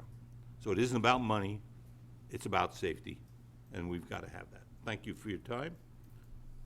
Councilmember Lenore? One last time. They made some great comments. Yeah, the rally's good, and I wouldn't say I grew up with it. It wasn't really anything until '97. It wasn't a factor when I was growing up here, like some people think it was. But yeah, it's a good event. It just doesn't belong on public property. I don't know how to get it through to you that the city is healthy right now with a big reserve and a big general fund. Would you like to risk that? All of the progress we've made in funding, would you want to risk that on a rally on public property when you can have it on private property? And I'm not promoting for anybody. I don't care what they do. I just don't want it on the public property. It's too controversial and it's too risky. And I always encourage folks to give me a call, and I'm happy to explain it to you. I know a lot of people do like the rally, but I know just as many folks that do not. And the smart ones understand liability risk, and that's where I'm at. Thank you. Councilmember Spencer, you have a comment? I'm hearing that, insurance and everything. I'm looking at the contract that we have with Roadshow, and it sounds like what I'm reading is that they have to provide a lot of comprehensive coverage. Yeah, they have to provide general liability. General coverage. liability? Because, like the mayor said, him and I both were in this one session, and Riverside, the Festival of Lights that they have, and I talked to the officer who's in charge. The first day that it's opened up, which is the day after Thanksgiving, 85,000 people attend, and they are in a area. They have no problem. They have maybe, what did he say, 10 police officers inside? The first night, it's quite a few. Yeah, quite a few, but then they have others. But they have no problem having this festival for 6 weeks straight on public property. And I don't see what's so bad about having it on public property. I feel that our rally needs to be downtown. We can have it on private property. You can have camping out at Bellotto Park and everything else. I would like to see this contract for 5 years instead of 3, though. That's all I have to say. Want to add a little piece to what Councilmember Spencer was saying with Riverside, they pointed out, we don't make money out of the gate, but we sure do make it throughout the year because of this event. And they suggested making sure you do an economic study afterwards, because people don't believe it until they see those numbers later and the positive effect. And that's why that community is so involved and so supportive. I frankly am tired having to come here year after year after year and have this discussion about this rally, because I think, as Councilmember Resendez pointed out, probably 90, at least 80% of our public enjoys it and wants to see it. So I want to make a motion to approve resolution number 2019-234 with the change of a 5-year contract if the promoter is willing to accept a 5-year contract, so we can move forward and not have this conversation again year after year. Is there a second? Mr. Mayor, I would proudly second your motion. There's a motion second. All in favor? Aye. Aye. Against? No. No. Motion carries 3-2. Thank you, everyone. All right, we're going to take a 5-minute break here. Yeah, Students, 8 come up o'clock. and get your signatures.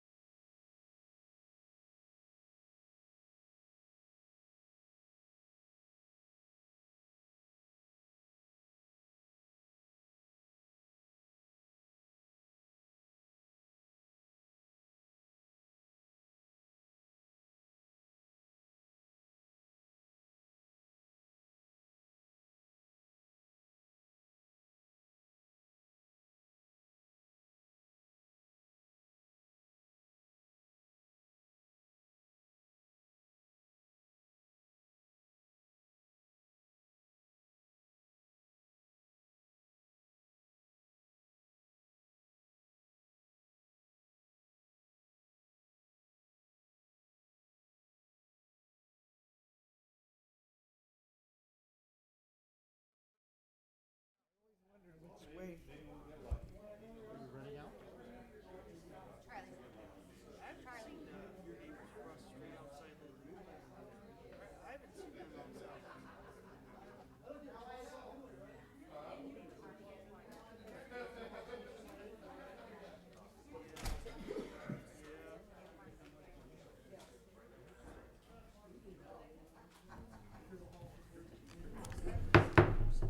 All right, this time we're going to resume the meeting and move to item F5.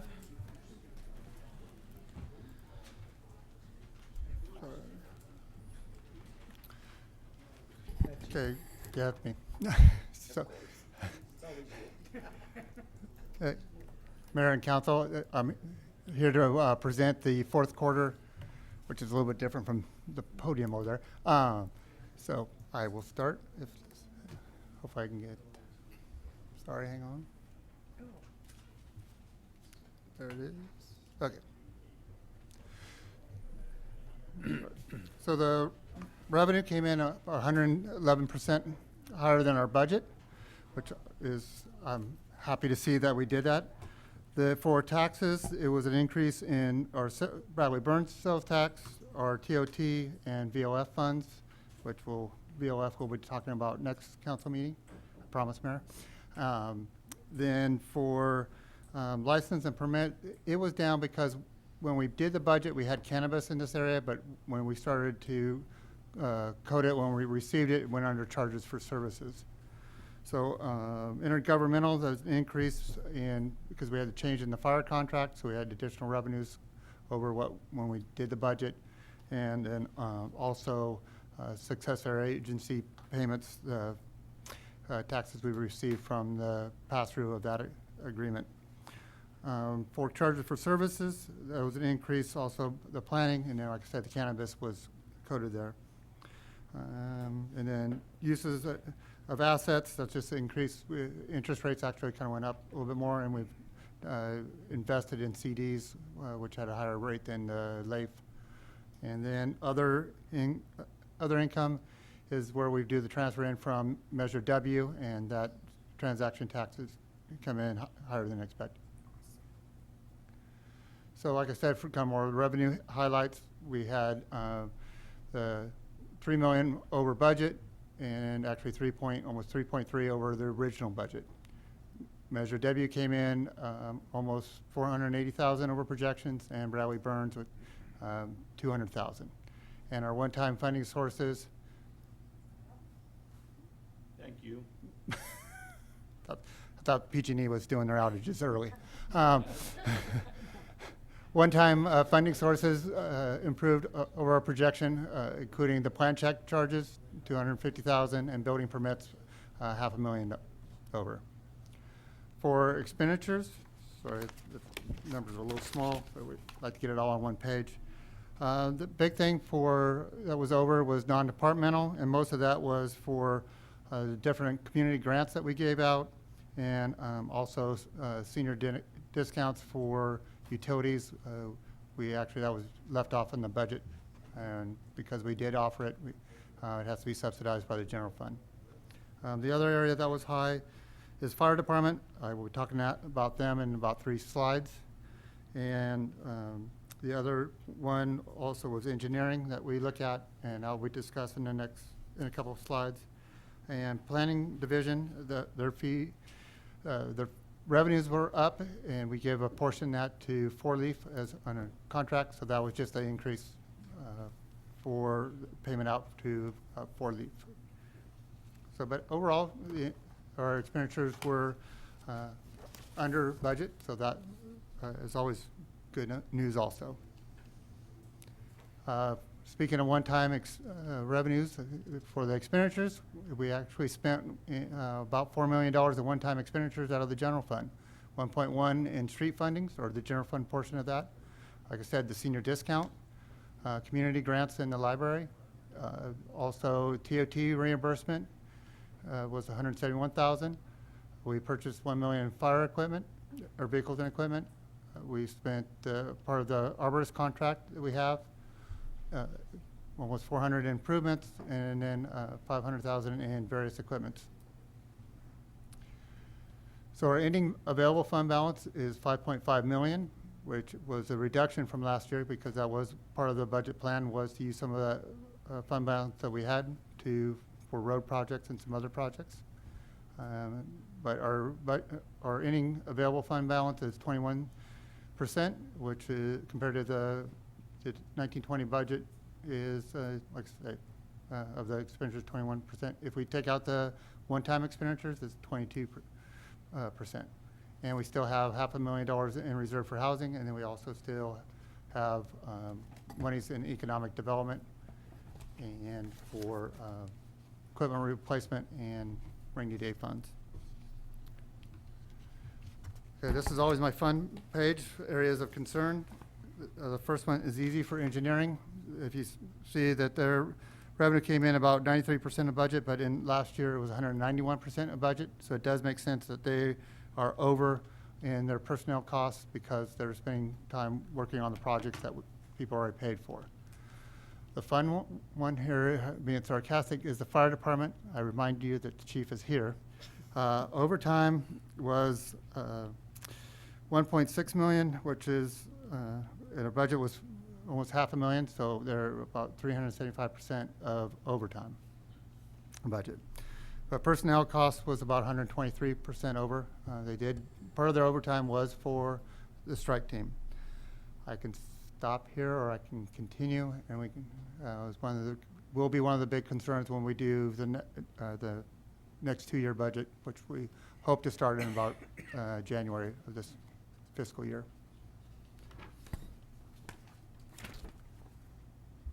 So additional requests that we're asking for the 2018-2019 is to cover those expenditures for the, like I said, the community grants, which was the homeless de Otano loan, HDA, library contribution, senior discount, and like I say, the TOT reimbursement, the fire personnel costs, the engineering costs for their personnel, planning inspection services, vehicle maintenance, which, like I said, we never budget for contingencies, but when the maintenance, like I said, the repairs go over what I expected, 8,000 is pretty reasonable.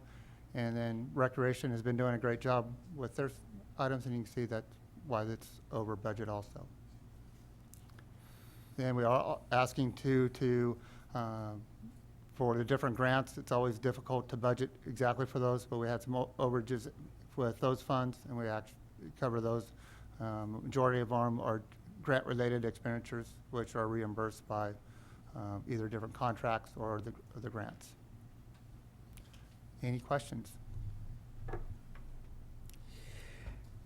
I always try to make these short and sweet, comments, but yeah. I have to say what I say each time. We cannot continue down that path. We're going to lead. Sorry, I'm assuming Go the ahead. fire.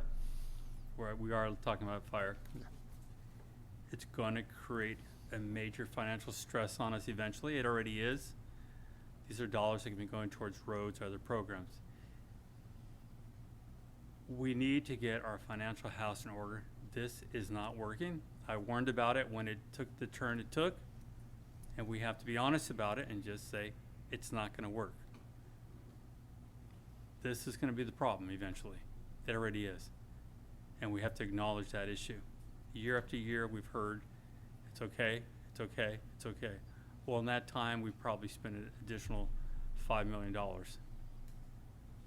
It's just not right. Correct. So, one of the seminars during this conference we were all at, one of the best ones was on finance. And what they were pointing out was you need to get ready now, as in yesterday, or you're going to be hit hard because it's coming very quickly, and you need to start planning and do really an in-depth analysis of your budgets so you're all clear about it, because when it comes, we're going to have problems because, and this is one of their quotes, so many communities right now are depending on housing. Correct. Those are, you and I both know those are one-time dollars, but communities are starting to believe those are just dollars that are falling from the sky magically. Correct. It's what got us in trouble in the past. It's what's going to get us in trouble again. We need to clean this up, And I will bring some of those phone numbers to you, different firms that do some of these analysis, and you and I can talk about it later. But we need to start getting serious about this, because this is a problem. It's been a problem for several years now, and I can't just sit here and say, it's okay, we'll just keep ignoring this. It's not. Councilmember Lenore. Let's tell the whole story. I'd be happy to. The new development is fiscal neutral. They pay through the nose. The ones that aren't fiscal neutral are the ones that have been here 30, 40, 50 years. We can't fix that. But let's not blame it all on development, because that's just not where we're at with CFDs and mellow roofs and lighting and landscaping and tax. Those new people are paying their way. So it's a false city when you continue to say that they're creating the problem. Also, the SAFER grant comes into play. I think the chief gave us a report last time. I think he was optimistic that the SAFER grant is going to improve their overtime usage. We also hired 3 additional firemen to complete that. Fourth, I don't know all of the terminology, but your shifts are completely filled now. So you do not have crossover from employees. They're having to backfill for positions that are not full. So that right there reduces the overtime. And you know what, folks? I know the fire department, it's on their mind all the time, but the fact is fire suppression costs a lot of money. We signed a contract with a county that didn't do us any good, but I felt obligated to provide some type of safety to the county. So, that probably factors into that as well. There was a lot of support for the consolidation of fire in the beginning. I remember, I wasn't for it, but it came, so now I work with it. I think the fire department is an honest department, and they'll do what they can to reduce the overtime, and I hope that they do. It'll never be zero, but it probably will be smaller. And I can't imagine we're the only city or county in this nation that has fire departments over budget. So it's not just a Hollister thing; it's what it is. But we can improve it, and I hope that we can. Thank you. Okay, Vice Mayor Richmond? Thank you very much. I wanted to ask a question first before we move on to a couple of things on a couple of previous slides. One of them is the senior program. That's only for people who qualify for help from PG&E, right? You gotta make that, okay. So that the public understands. It's not just being old. You also have to have a limited income, okay, to meet the senior program. The second one is, I wanted on a nonprofits, when you went back to Hoviness and so on and so forth, wherever that one was, I think it was on the one before. That one? Yeah. I gotta tell you, I don't know what we would do without them. Okay? They're doing Meals on Wheels. They're visiting people. They're visiting elderly people and making sure that they're okay. So the Meals on Wheels business is not just bringing them meals. It's also checking on people to make sure they're okay when they're alone and they're ill, and especially if they're elderly. If they went away, if we stopped supporting them, who would do it? Who would do it? There's no organization here to do it. There's no funding to do it. That's why they're doing it, okay? So I want to tell you how important it is that we keep them operating and that we fund them, because it's essential. We have a large population of elderly who have financial difficulties, and that's why they qualify for those bargain rates. And I got to tell you, it's really important that we visit them. How important it is to do the Meals on Wheels and other programs. And now I will go to the fire department, wherever it is, flip it up, and I'll tell you how I see the fire department. First of all, I do something a lot, and that is I read budgets from other cities about our size in our neighborhood.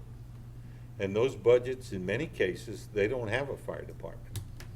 They contract with a county, or they contract with Cal Fire, or they contract like Santa Clara County to do it. and I look at what does it cost per capita, per person. I just take the contract number and I divide it by the number of people. And then most of them are a lot more expensive than we are. Okay? So maybe our problem with our budget is that we don't get the right number in the budget, not that we spend too much money. That's the first issue. The second issue is this. Anybody who's read the newspaper or looked online or anything around here over the last 3 weeks, you can see accident after accident after accident after accident on every road in this county and in this city. Okay? Who do you think responds to those? If the fire department isn't there to do it, who do you think's gonna come pry you out of your automobile? We've got 66% of the population of this county lives in this city, which means 66% of the people on that road are ours. Probably more than 66% when you consider that the people from Piscinas are probably not commuting to Santa Clara every day.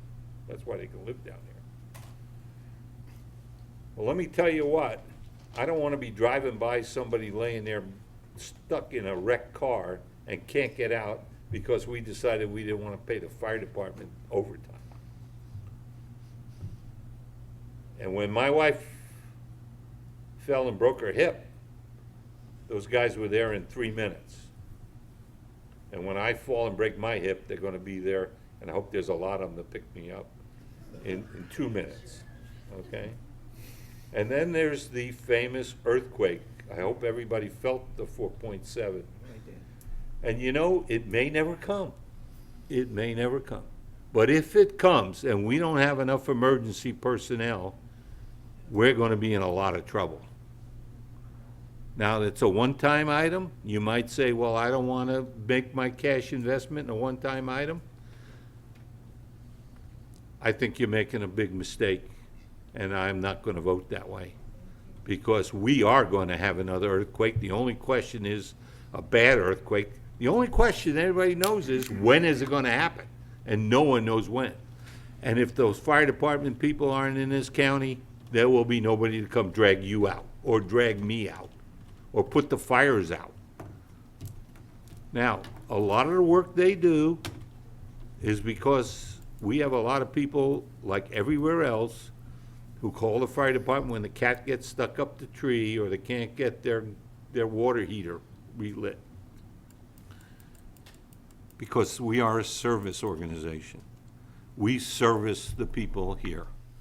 And so when you look at their event calendar and you look at their service record, you'll see time after time it says other, O-T-H-E-R. So they don't go out in a fire and they go out in an accident, they go out and they relight a water heater, because in these new water heaters and these new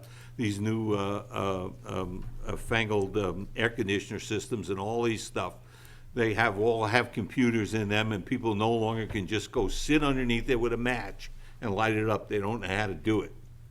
Many people don't know how to do it, so they go out and they do it safely for people. So, yeah, is the fire department budget a problem? It definitely is a problem. But I want you to look at the other side of it. You take the fire department away, when you break your hip, you're going to be the problem. When you get in a smash up, and you can be the safest driver in the world in San Benito County and wind up stuck in a smash up, because it happens all the time. Okay? Because we got drivers who are absolutely crazy. So do we need to redo the budget to compensate for the fire department? Absolutely. But if anybody thinks they can get the fire department cheaper and to get the kind of service we get from the fire department cheaper, well, they better check what's in their coffee cup. Thank you very much. Okay, any other questions, comments? Do we have any speaker cards? I have no speaker cards, Mr. Mayor. Thank you. Is there a motion? Oh, are you asking? Yeah, I'm asking you to adopt Resolution 2019-235. Those are with the additional dollars. Correct. And you know, again, I can support some of the other items. I can't support the 1.3 million for fire going. This is a contract, as I pointed out, you know, to start off with a great idea. When we're paying out of a $9 million deal here, the county's only paying 1.8. We have a problem here. Now, if we can get the county to pay their fair share, as they should, I have no problem. But they're not. I can't just keep saying, well, it's another $1.5 million, 1.3, not a big deal. We have roads to fix. We have a lot of things to fix. All those other items, absolutely correct. These are critical, as the fire department is, to our community. But we can't just keep accepting the problem we have, and we need to acknowledge that problem, not just keep saying, here, charge it on my credit card. Time is coming. I keep warning this. The time is coming. And we're going to be in that conversation, unfortunately, about layoffs, and we shouldn't put ourselves in that position. I can't support these additional requests because of that item. Okay.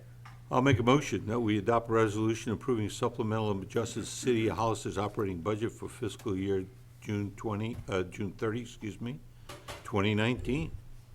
There's a motion. Is there a second? Second.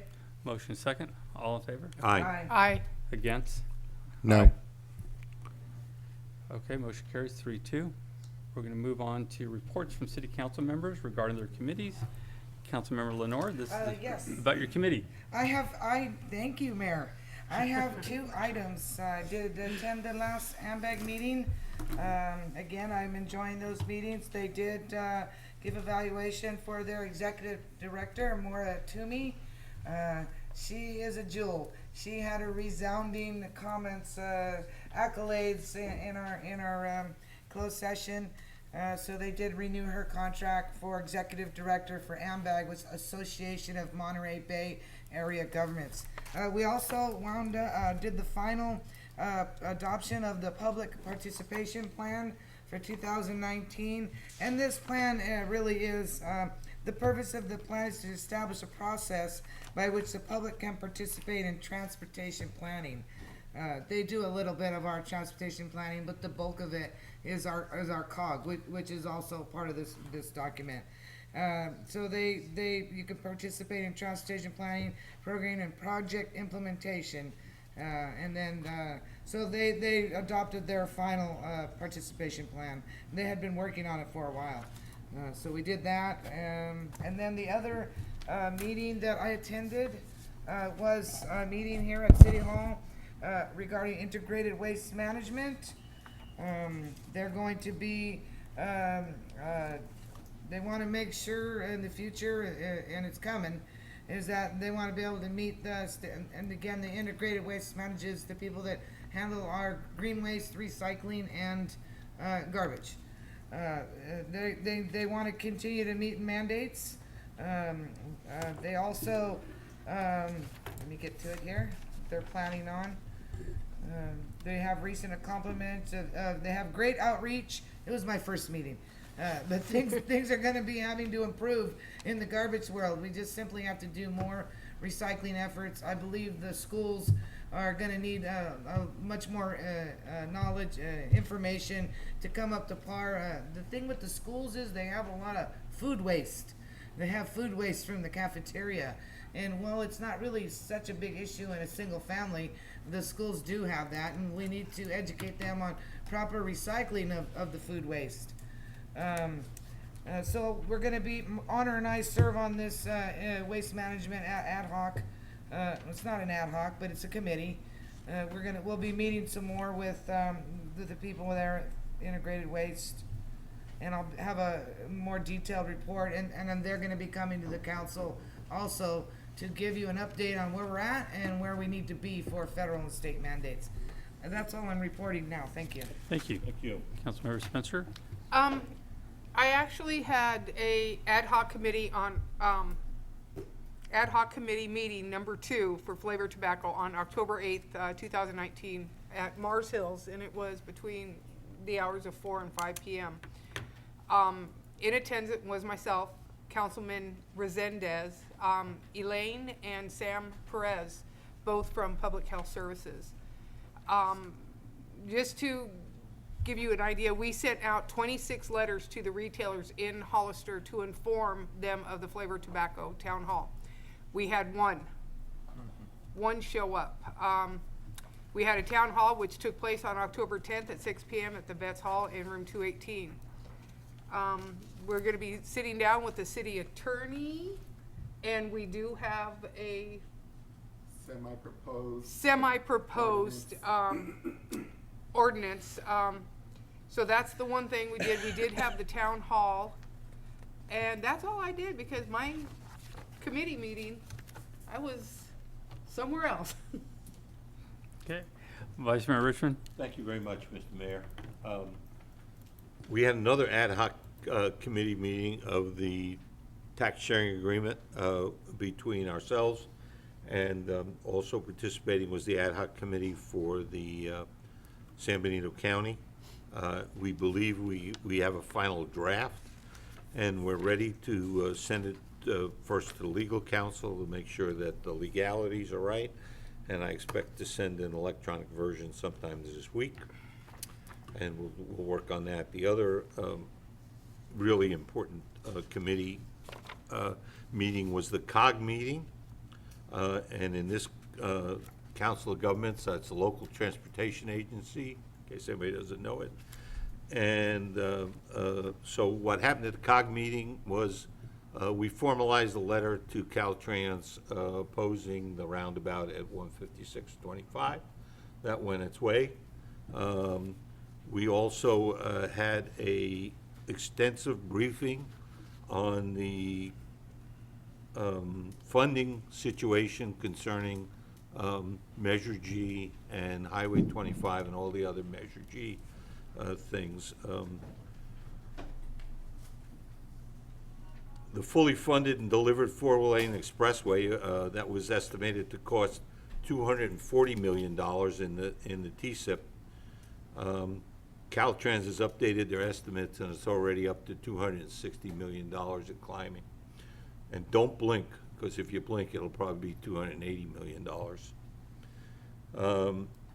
They're looking at some alternatives. I won't go into them now because they haven't adopted anything. But I did express my personal view, and my personal view was that we need to deliver what we promised, and we need to deliver it on time when we promised it. And I was definitive about that.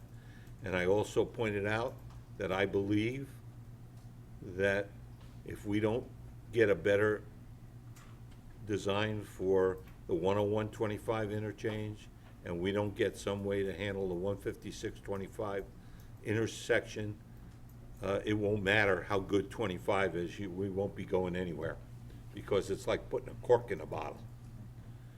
And I know there's a lot of ideas, and many of them are very good.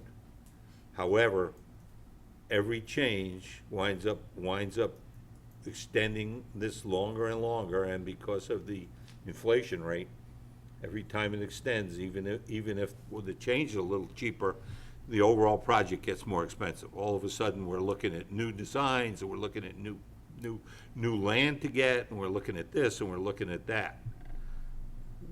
It's so important that we deliver this because the taxpayers trusted us with a lot of money, and they won't forget if we don't deliver it the way we promised. And the next time we go to them and say, can we have some money to do a project, they're going to say no. So you're not just investing in this project, you're investing in all of it. That's basically my reports. Thank you very much. Councilmember Sendis. All right, so as Councilwoman Spencer had said, on 10-8 and 10-10, we actually met twice. On 10-8, we met just with the ad hoc committee itself privately to review potential ordinances and whatnot to ban vaping. And then on 10-10, we had the town hall. And just as Councilwoman Spencer had said, that we had one participant come from everybody that we notified that would be affected by this. We had lots of members from the public that were there. I have to say that I'm real excited about this. It's a very moderate and I think reasonable ordinance that I'm hoping will be supported by everybody here. It seems to be a very controversial issue, and I don't think either side would get everything that they wanted. So I'm happy that we've been working fairly diligently on this, and I would like for us to follow up with the public health. I think they have access to an attorney or to our attorney so that we can draft an ordinance, bring it back to the council so we can report on that as soon as we can, please. On 10/9, on my mother's birthday, which I missed, I'm so sorry, Mom, if you're watching, I went to the Central Avenue Traffic Calming meeting, and I have to say that I'm so happy that all my constituents, they come up and they are so involved really in the outcome of their community. They really embrace it. We always have great participation. It was almost the same slideshow that you guys saw last time. It's the second part. We saw that with them. We're doing 3 meetings. We saw that with the first time. Then they kind of said what they think would go well there. It goes back to the contractors. This was the second meeting. They presented what they thought went well. And I think like the third one, they'll present like the final draft. And we're looking at essentially calming Central Avenue from the very, very beginning of Central to the very, very end. So it'll actually go over to District 1 as well. So it's District 2 and District 1. We're looking at all our options. Of course, we're trying to be fiscally responsible, and I'm really excited about that as well. So that's my report on my ad hoc committees. Thank you so much. Thank you. I don't have any reports. I did attend the Central Avenue meeting also, but that was covered. So we're going to move to item G2, informational reports. Councilmember Lenore? I have no reports tonight. Okay. Councilmember Spencer? Oh, boy. Been a busy 2 weeks. So, okay, on October 10th, I attended the San Benito County Business Council lunch, which was held at San Juan Oaks. The guest speaker was Assemblyman Robert Rivas. He spoke about several issues that are facing California, including SB 330. I think it was the same day I attended the ribbon cutting ceremony at Bennett Ranch. These are the new homes on Southside Road. 3 models to choose from. Pretty houses, they're gorgeous. Held a town hall meeting to discuss the partial ban on flavored tobaccos. Letters were sent out to all retailers on the 30th of September. We had a very nice turnout. However, there were only 1 retailer that attended, Green Rush, and I want to thank you, Green Rush, for being there. We received excellent input from the community members that attended. Thank you all. Then later that night, I attended another town hall report to the county. I attended this town hall meeting at Payne's. Assemblyman Robert Rivas and County Supervisors Jim Gillio and Peter Hernandez gave insight to what they have learned since taking office. Each spoke about what they have done over the last year and the challenges they have faced. October 12th, I attended the open house hosted by the Hollister Fire Department for their annual event to cap off the end of Fire Protection Week, which ran from October 6th to the 12th. Kids became Pee-wee firefighters, and they were absolutely adorable. They got to take fire hoses with real water. I wanted the city manager to be the target, but he wouldn't volunteer. But they got to knock a ball off a barrel. They got to carry hoses, take a hammer and hit the tires, and drag a very large teddy bear. Jump houses, they got to go into the firehouse. It was just absolutely amazing. And I really think next year there should be a dunk tank. I'd have so much fun. October 14th, a lot of people don't know this, I am also a juvenile justice commissioner for San Benito County. So I meet with probation and juvenile hall the second Monday of every month, just to keep up on programs and what is going on with our at-risk children. Okay. On October 16th through the 18th, I attended the League of California Cities Conference. The first session that I attended was the mayor and the council's members district department meeting. Then the first time attendee orientation, then the general session where we were greeted by the host mayor, Robert Garcia. He welcomed all elected officials to Long Beach. Business at general session included State of the League, Helen Putman Award, and the winners. The third session I attended was titled The Sixth Council Member Social Media. The moderator was Ryder Smith. Guest speakers were Eric Figueroa, City Manager, City Manager Martinez, Megan Wells, Mayor Culver City, and Teresa L. Stricker, Wren Public Law Group. Then let's see, what else? It just goes, we talked about Brown Act violations, and then I attended the 5 p.m. grand opening Expo Hall and Host City reception. I lasted about 10 minutes and left. I was too tired. October 17th, got up and was there at 7:15 in the morning. I attended an ABC of safety, communication, and large events, which the mayor attended with me. The moderator was Christy Smith, Chief Assistant City Attorney Riverside. Speakers were Margie Hupt, Arts and Cultural Affairs Manager Riverside, and Wayne L. Hearn, Deputy Fire Chief Riverside, and Kevin Townsend, Lieutenant Riverside Police Department. So that was just that one. And I mean, I could go on. We attended the Rural City Information Exchange meeting, which talks about rural cities, which we are. And then the one thing that I'm very proud of is that I also, on the 18th, the last day of the thing of the conference, I joined the Women's Caucus, which is a women's group that will empower other women. So I'm very excited. I spent the day with them, came home, and then went to I was invited to attend WELL, which is Water Education for Latino Leaders.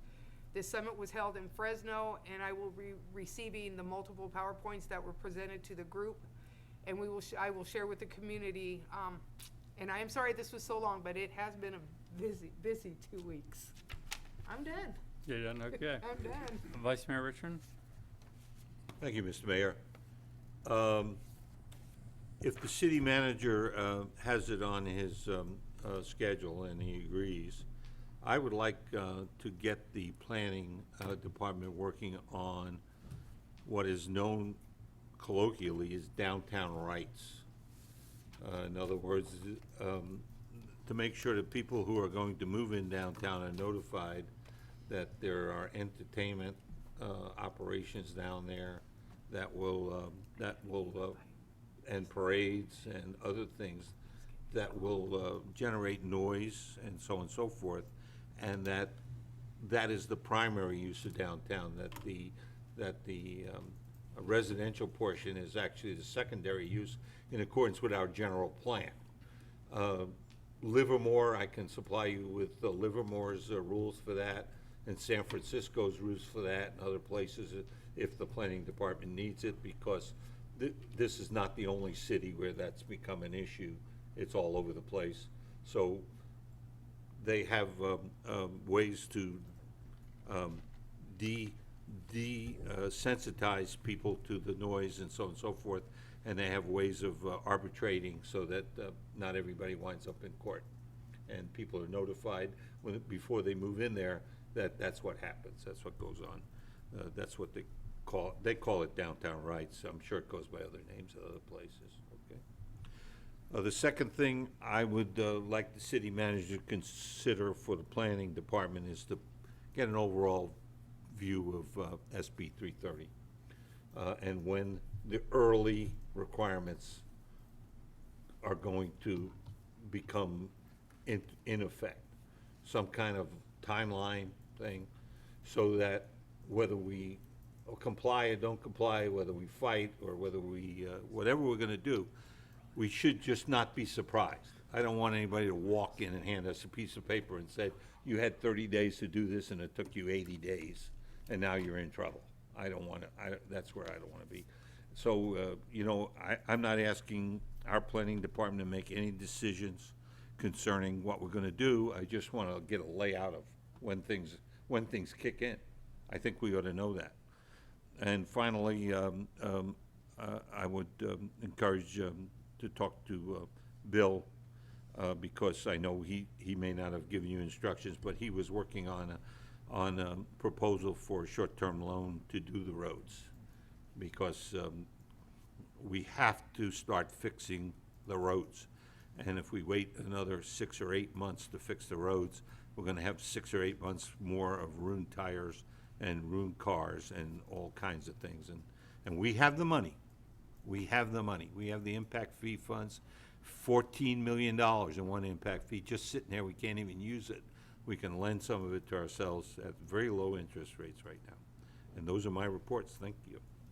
Okay, thank you. Just a reminder, city manager is working on entertainment district issue. We brought that up about 6 months ago. Well, But thank you for bringing it back up. Councilmember Sendes? Same as the mayor and Councilwoman Spencer, I attended the League of California Cities conference in Long Beach from 10/16 to 10/19. I try to post as much as I could on my social media, on my stories, and as much as I could of the actual conferences that I attended and what I was learning about, try to go live and everything. I think that just in generally speaking, I think that we covered a bunch of different topics, and we tried to go to different classes so that we can bring back a bunch of different resources for you guys, and we can stay up to times on what's going on in other cities. I have so much respect for and a different view for us going to these trainings and obtaining this information and networking with other cities to see what it is that's modern, what are they doing, what challenges are they facing, and then how can we bring that information back and implement and support the same type of policies here. Sometimes I feel like we're on a bit of an island, but when you go to these things, you learn, hey, everybody's dealing with very similar issues, such as homelessness and the housing crisis.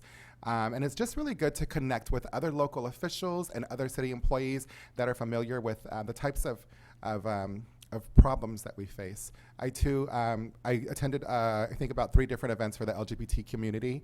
And I did also request that I become a member of their caucus.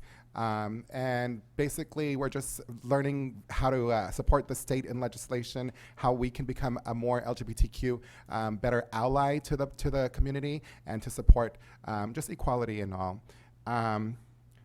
I also want to say on a personal note, we went to this conference last year. I haven't gone to any other conferences. I think at that time, for me personally, it was a little overwhelming, not really knowing all of the different terminology and all of the different language that's used. It's been almost a year that I've been in office, and I had a whole other perspective. I came back feeling empowered, and I feel basically re-energized so that we can come back here and that we can work together to pass, like I said, some very progressive modern policies that other cities are doing as well, and bring back some good work to you guys. So I'm very excited about that.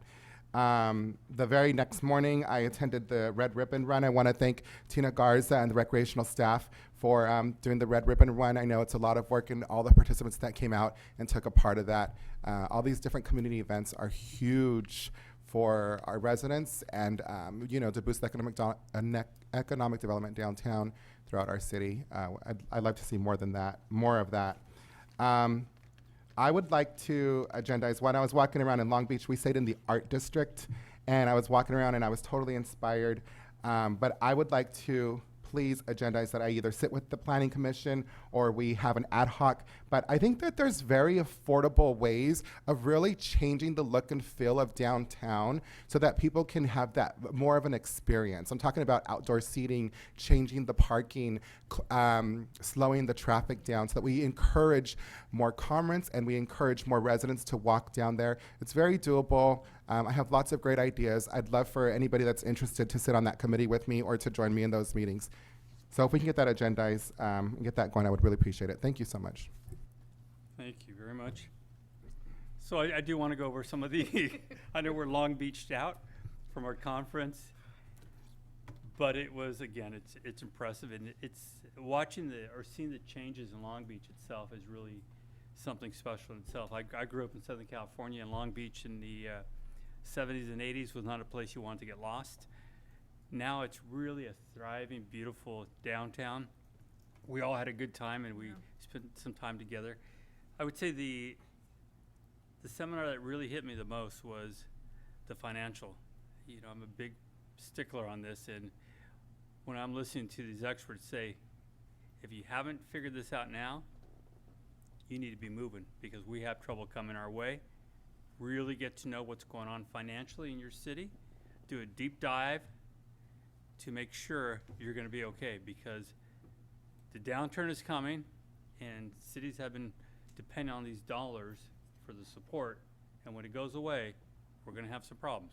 So their point was, don't wait, take care of it as quickly as possible. The other thing was interesting was the one that Councilmember Spencer and I attended about large events. As we pointed out, the city of Long Beach does this great event, and I'm actually hoping to get there this year and go see it myself. You mean Riverside, not Long Beach? Riverside, sorry. And, you know, it was impressive the work they went through, but how their community and their council and staff, they weren't looking for the quick buck that day, and they acknowledged the community. We're not making money this day. We're making money long term. That's why they did the analysis, the study to prove it, and that's when their council got on board and said, wow, we had no idea, because they were all expecting dollars that next day. So it's that long-term vision that has made a change for their community. It was exciting to see that. Now to some fun stuff. So I happened to go to go watch our high school band in Gilroy. Mr. Stopper and I were part of the team, the roadie crew and pit crew, and we built some great displays. And it is so much fun watching these bands, high school bands, from across Northern California, from all over the place. So incredibly talented. And our high school is too, by the way. Yes. Some of these schools had 200-300 members, and it's just elaborate displays. And you know, when people say there's nothing for our kids to do, join the band. It was so much fun, and I'm looking so forward to next Saturday, the 26th, 6:30, Kevin? 5:30 gates open, 6:30. And I encourage everybody to come out and watch our band and watch some of the other bands. It's a lot of fun, and I want to thank Kevin and his wife Tina, because they're so involved, and all the other volunteers that made this thing happen. It's just a lot of fun. So I'm so proud of our high school and all of our kids. So thank you everyone involved. That's all I have. City Manager. Well, I want to thank you, Mayor, and the council for being nice to me so far. And I'm hoping that City Manager Chambliss and City Manager Vera are enjoying watching this, as they said they were going to, plus the staff. And you can that's tell all them I how have. we finished early without them here. Right, right. Oh, I'm going to rub that in. Impressive. City Attorney. Thank you, Mr. Mayor. No report. Okay. Chief?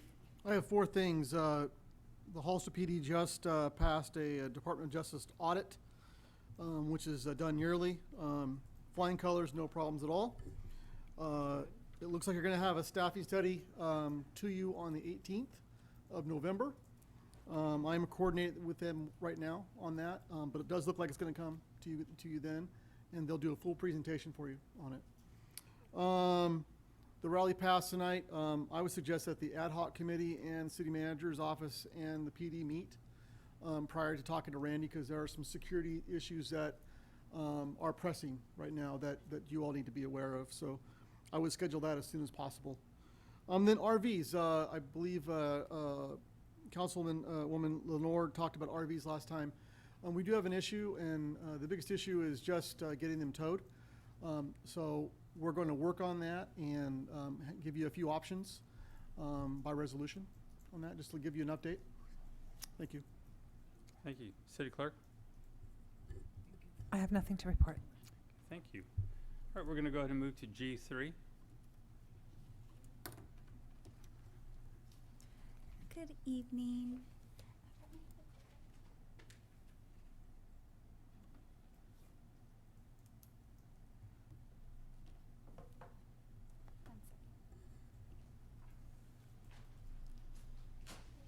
Christine.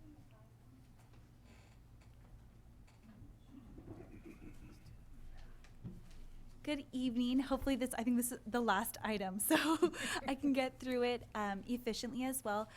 So tonight I will be bringing forth some information regarding an inclusionary housing ordinance. I understand that's something that the council is interested in. So I'm just going to discuss it from kind of an overview perspective. I think it should be attached in the agenda item. If not, it's okay. Oh, okay. It's okay if it's not. Sorry about that. I thought I did. But I'll keep discussing. So I'm going to be discussing it kind of from an overview perspective, particularly because I think there can be some confusion sometimes regarding the information or just regarding the purpose too as well. So I'm part of the PowerPoint, which I will have in a moment. I just want to briefly go over what is an inclusionary housing ordinance. So basically what it is, it's an approved policy to require developers to sell or rent a percentage of the new development to individuals of lower income, and that can be determined with the ordinance based on a percentage. The policy sets specific standards for staff, elected officials, and developers to follow as well. And it's optional for a jurisdiction to approve. So you will see some throughout California that do have an inclusionary housing ordinance and some that do not. It's not necessarily something that you have to, but it's something that some jurisdictions like to have so that they have something to fall to and be able to review. And then the next part that I was going to discuss as well is just some of the inclusionary housing impacts. So a lot of times, you know, you just think of the immediate results, right, of the included units, of how many numbers are we going to receive. So I, again, like I said, want to discuss it from kind of an overview perspective. But part of the reasons for an inclusionary housing ordinance is to share the benefits. When we have newer development and these newer homes, it helps to share the economic benefits for all of those as well who are living in this area, and helps with economic integration as well. Thanks, Christine. No worries. I just want to say thank you. And then at times as well, we do see a decrease in moderately priced homes. So sometimes you will see new development come, right? And it's sometimes out of people's price range who do live here. Or at times maybe those who aren't low income, but what is being provided is low income. So it leaves out a lot of times that moderate income group that they wiggle back and forth, right, between not being eligible or not being able to afford what's here, but then they make too much for what type of programs we may have available. So having an inclusionary housing policy does typically help that group as well. I'm just going to fast forward. And then also another reason why jurisdictions seek and go forward to an inclusionary housing ordinance is you'll see that a lot of times we have declining state and federal funding. So obviously now we don't have a redevelopment agency. We have some grants that are coming through, but at times now it's kind of pressure for local jurisdictions to decide policies that work for them and what will work for those who live here.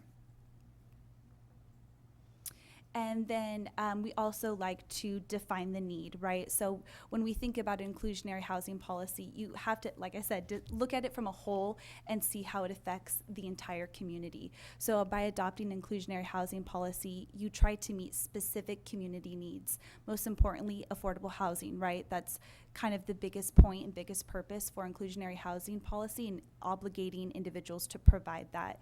The next biggest reason is the socioeconomic integration. You know, not necessarily having just a specific area of low income housing, but it to be integrated within a development and to provide a community right within that and not necessarily separate. The biggest thing that we hear a lot within San Benito County, within the city of Hollister, is be able to retain those who work here. So if you do have a job here, you can be able to live here, or even attract more businesses that can build here when there is housing for their employees to stay here. So again, having that moderate priced available homes. And the next one, which it kind of depends on where you live and where your city is, but support transit-oriented development. So if we are near trains, buses, and things like that, that's one reason why a lot of bigger cities will provide this, because then they can have included homes near transit so that people can get to areas quicker. And the biggest thing is anti-displacement, right? You don't necessarily want individuals who, which we talk about a lot, who grow up here not able to afford to live here if they want to live here. And I think that's the biggest thing that we talk about when we think about an inclusionary housing ordinance, is trying to keep these thoughts in mind as we go through the details, but these are parts of the purposes as well. And then the next part that I kind of would like to get your input as time goes on is how we would like to design our program. So the biggest thing is our program structure. How should it be structured? Should participation be voluntary? Should it be required? Additionally, should the project exempt projects that are below a certain size? Meaning, which happens not so much in the city, but a little bit in the county when someone has a small parcel and they want to split it into 6 units. You know, would that small parcel or that area be required to provide an affordable unit or pay some type of fee? So these are just things that we will get to think about as we provide and create the ordinance. Additionally, we like to also think about on-site development. So what share of units should be provided at affordable prices? Different jurisdictions do different percentages. Additionally, do affordable units need to be identical to market rate units? A lot of times you'll see a phrase where it says kind of affordable by design. The county has something similar. We just need to expand on what does that look like. Does the facade look the same, but the finishings inside are a little bit different? So that's where sometimes with developers, they can be able to maybe potentially cut down their costs. And then lastly, some ideas to think about is, do affordable units need to be distributed throughout the market rate development and throughout the project? Or are we going to have kind of a mixed use area? You know, there's just things to think about that on the grander scale may affect when we do implement an ordinance. And then one other thing that is an option is off-site development. So if a developer does not want to provide the affordable units in their project, can they be able to build the affordable units off-site somewhere else or work with a non-profit to provide those units? And then next, some offer the potential to donate land. So have something set aside that can be future developed. And then the biggest thing to think about as well is preservation of the affordable units. So it's one, to have the family be in the home, but to maintain the affordability. So at the county level, we have a restriction for 30 years. So that home is maintained at that restricted sale price or below market rate sale price to maintain that. So if there was a future owner or if it was sold in the future, still someone of that price can be able, or that income can be able to afford that home. So these are just some questions that we kind of want to think about as we're going through this process.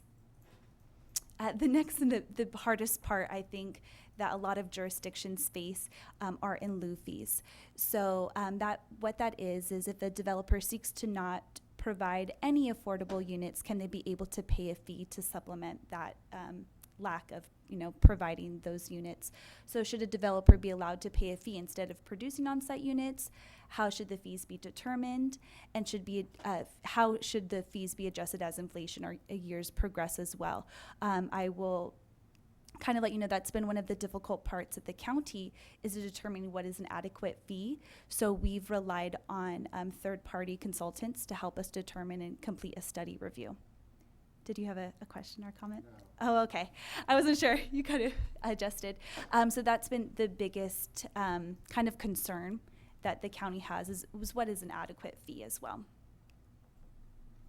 And then these are other ways or other programs outside of an inclusionary housing ordinance that can be developed within the City of Hollister ordinances, such as higher density zoning, infill. The biggest thing that you may have seen at the conferences that you just all went to is accessory dwelling units. And out of the 18 housing bills that were passed, almost half, I think, are related to accessory dwelling units. So these are other programs outside of an inclusionary housing ordinance that we can implement and expand as well, written within our ordinance, and the other one being mixed types of housing. And then the biggest thing for me in my perspective, as well as the housing coordinator, is how to sustain the program. It's one, to implement the policy, but how do we sustain it over time? One of the things that we also have to think about that we have in the county and that other jurisdictions do as well is an administrative manual. So it basically just shows and indicates what are the daily duties that if someone wants to sell their home, what do you do? If someone wants to do this, what do you do? So there really is a manual that's written that tells anyone these are the rules. And that's something that we would also need to write and provide as we create the ordinance. The other one that's big for me as a coordinator is first-time home buyer education. It takes a little bit of time, right, to save up for a down payment or depending how the program will go. So creating that and letting the community know how to buy a home is the biggest thing. And then most importantly, supporting the builders, supporting the developers, because if we don't necessarily have that relationship and we're not building homes, then the inclusionary housing ordinance is not providing anything. So there does have to be a communication amongst all. And then lastly, from my kind of perspective as the administrator of the program or potential administrator of the program, is verifying income, screening applicants, working with those, monitoring to make sure, right, annually, typically we monitor to make sure that those individuals are still in the home and that they are not renting the place out, things like that, and tracking those outcomes as well. So these are other things outside of the ordinance that we would like to think, and I would like you all to think about as well. I did want to go over some comparisons so that you can be able to see that there is some differences amongst different jurisdictions. There's some that it's pretty much the same. There's just little nuances that change. So one thing is with the City of Salinas, they do provide rental and ownership opportunities for very low to moderate income individuals. So it's not necessarily just single family homes that are being owned, but they do have a rental program as well, and they work with a 30-year affordability term. And then they kind of structure it a little bit different. The inclusionary housing ordinance is effective at the 10th unit in a subdivision, but they provide other alternatives if they don't want to provide affordable units, like dedication of land, off-site parking. There's different types of alternatives that they provide. And I'm not going to go into every single detail, but I just want to kind of go an overview that there are differences. So the City of Salinas kind of provides two options. And they have option one, which is a 20% inclusionary housing. So out of the entire development, 10th unit up, 20% must be affordable units. So 4% very low, 8% low, and 4% moderate. And then their option two is 25% inclusionary, 6% for median income, 10% for low, 3% for workforce, and 6% for moderate. So they expand their definitions a little bit more. And then with their rental options, they have a 12% inclusionary, so 8% for very low, 4% for low. And then option two is 20% inclusionary, 4% very low, 8% low, 4% workforce, and 4% moderate. So you will typically see that with rentals, they typically are some for the very low and low incomes, where the ownership is kind of focused on the more moderate incomes. Oops. My apologies. And similarly, when I was discussing how the county is trying to determine an adequate fee, we kind of sampled what the City of Salinas did. And so they completed a feasibility study to determine that the fees are adequate, and they based their fee on a square footage. So instead of just having one flat fee for one unit, it's kind of based on an average of what the development is providing, and they have a difference between a rental fee and an ownership fee. And then typically, which is a smart decision, is that fees are paid prior to building permit issuance, so that you're collecting that money before you're giving them the opportunity to build. And then that money gets put into a housing trust, and similarly to San Benito County, that money goes back to affordable housing. So it's not necessarily gets to be pulled for anything else. Next, we have the City of San Luis Obispo. Theirs is a little bit different. They provide multifamilies and rental and ownership as well, from very low to moderate. But their structure is a little bit different. They provide what's called a shared equity program. So the longer you're in the home, if you were to sell it, the less you would owe back the city. But if you decide to sell your home in a quick turnaround sort of, then you will technically owe the city more money. And again, they have theirs at a 30-year term limit. They just have a different way that they recapture funds back from the homeowner. And similarly, but kind of different, is the developer can choose and elect to pay a fee. Again, they have to pay prior to, receiving those building permits. Again, the fees will be submitted to a separate fund. And like other jurisdictions, they can be able to provide dedication of land as well. A little bit difficult to read, but theirs is a little bit different. Their percentages are a lot lower. So compared to City of Salinas, Monterey, Monterey County, what their requirement is very low. It's like 3%. And instead, people can also build accessory dwelling units. So theirs is low compared to our surrounding areas. And it's part of the next steps, and the first one is a website called inclusionaryhousing.org. I think that's a great resource. I took a lot of my material from here. It's a great resource for those in the public or even as staff and council individuals to be able to see and review what other jurisdictions are. They have a really great map where you can see all throughout the United States where individuals have inclusionary housing ordinances, but you can also see some of the implementations as well. The next thing, which works out somewhat perfect with all this legislation that's being passed, is I really would like to provide a presentation to our Planning Commission and City Council on the housing bills and how it affects our city jurisdiction and how it affects staff and our positions as well. Just earlier, which was on the consent agenda, was our SB2 application. So again, I think our application better follows what the state is following with their policies. So the great part is we're wanting to update our ADU ordinance, which will fall in line with the SB2 grant too. So our goal is to combine it all, inclusionary housing ordinance, our SB2 with our SB2 grant, so that money can also pay to create and write this ordinance as well. And that's part of my presentation. I just didn't know if there are any questions. I would love to take down some suggestions as well. Well, I'm sure we have a lot of questions Yes. and comments. Councilmember Resendez. Jamila, thank you so much for coming in and giving such an informative report to us. I think just generally speaking, we've been making a lot of progress here and a lot of headway with passing policies to start addressing our housing problems here. I think it would be a better use of our time if we do one of two things. There is an ad hoc committee for the general plan that includes myself and the mayor. We would be happy to sit down with you and the planning department so that we can start addressing some of these questions and then bring a policy back for the council to either adopt, or if we schedule a special, if the council wants to all be involved in that process, then we schedule a special meeting so that we can work through this with planning, something, I don't know, but one of those two options. I think this just seems like the very next natural step for us. We've already adopted our growth management policy. I forgot what else we adopted tonight, but this seems like the natural best thing for us. And we've been talking about it. I think we're all passionate about it, but I just think that we should do it. Yeah, and I absolutely agree. I think what I will be able to do to help any future, whether it's a specific committee or something that is already organized, is to provide, and what I can provide is like more specified. So we're kind of making decisions instead of having too many options, and to be able to kind of go through.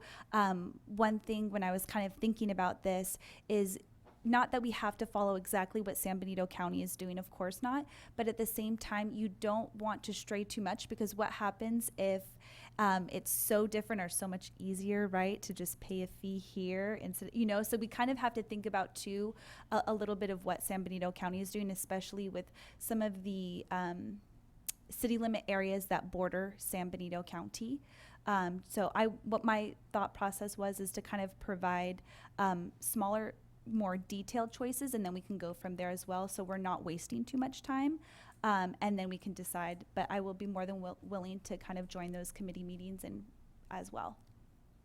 Yeah, so if we could decide as a council, if we can either have myself and the mayor and the ad hoc committee sit down with staff and do it, or if you guys want to do a special meeting or a working meeting or a joint meeting. So Christina's suggesting that we do an ad hoc first, if that's okay with the council, and then come back with different options. Councilmember or Vice Mayor Richmond. Thank you. I think this is so complex. I would like to see the whole city council get involved. This is really complex, and that's basically where my questions go. So do we have any idea of, when we look at these, there's an infinite number of things you can do. do we ever look at them and say which ones work? I mean, do we look at the various cities that we looked at for ratings, wherever they are, San Luis Obispo, Salinas, Morgan Hill, Gilroy, wherever they are, whoever's got inclusionary housing, do we ever go look at their programs and say, what was the end result? How do we rate the end result?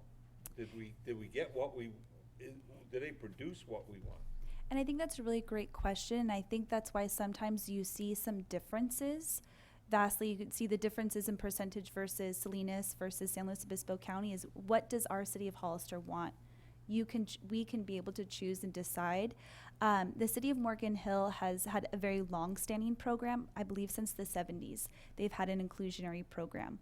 So they found a way to sustain their program, and the city of Salinas has found a great way to determine their fees with the feasibility study. So it is hard to say, does this work for other jurisdictions? But we have to decide how we want it to work for ours. And I think that's kind of a not the right answer, right, that you're looking for, but I think we can mold it to what we want to see in our city. Well, that's the answer I am looking for. Yeah. Actually, is the answer of the result. In other words, I see you have all these options, but I'm not saying you haven't done the work. I'm just saying the next logical step for me is to say, here are the options they're using in City X, and here's the result they got at City X.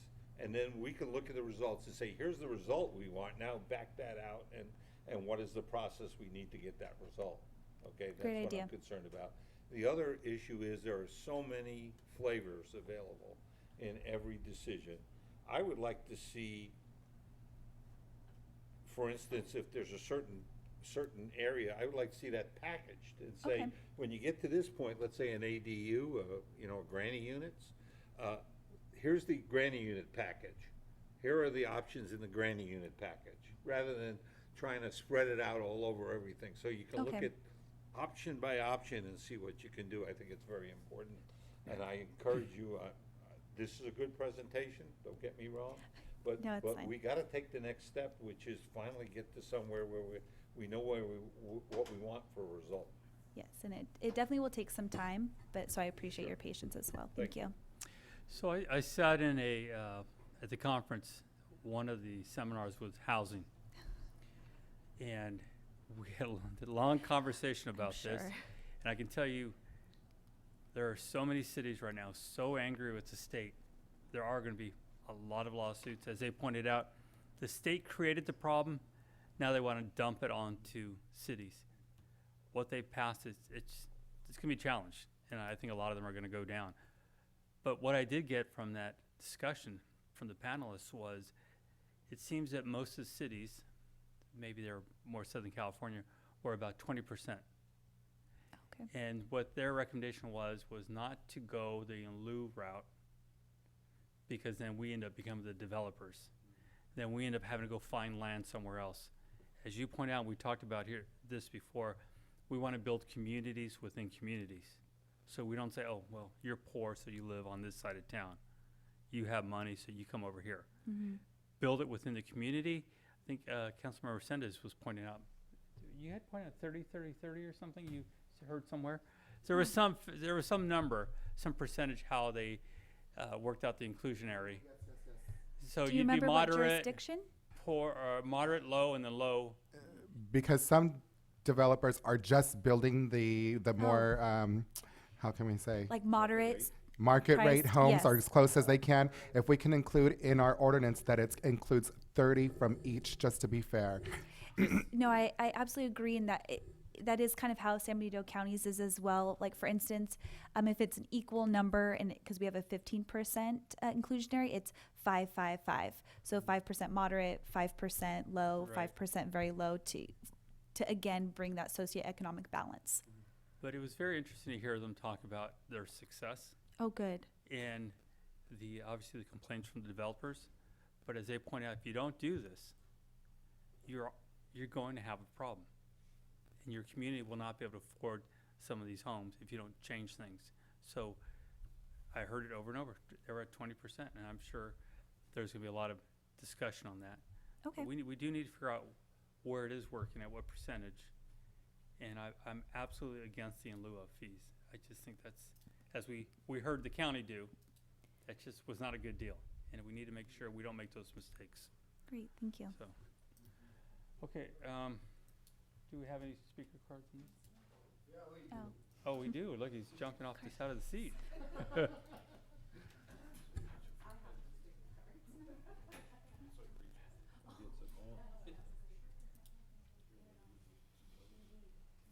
bringing up my cap.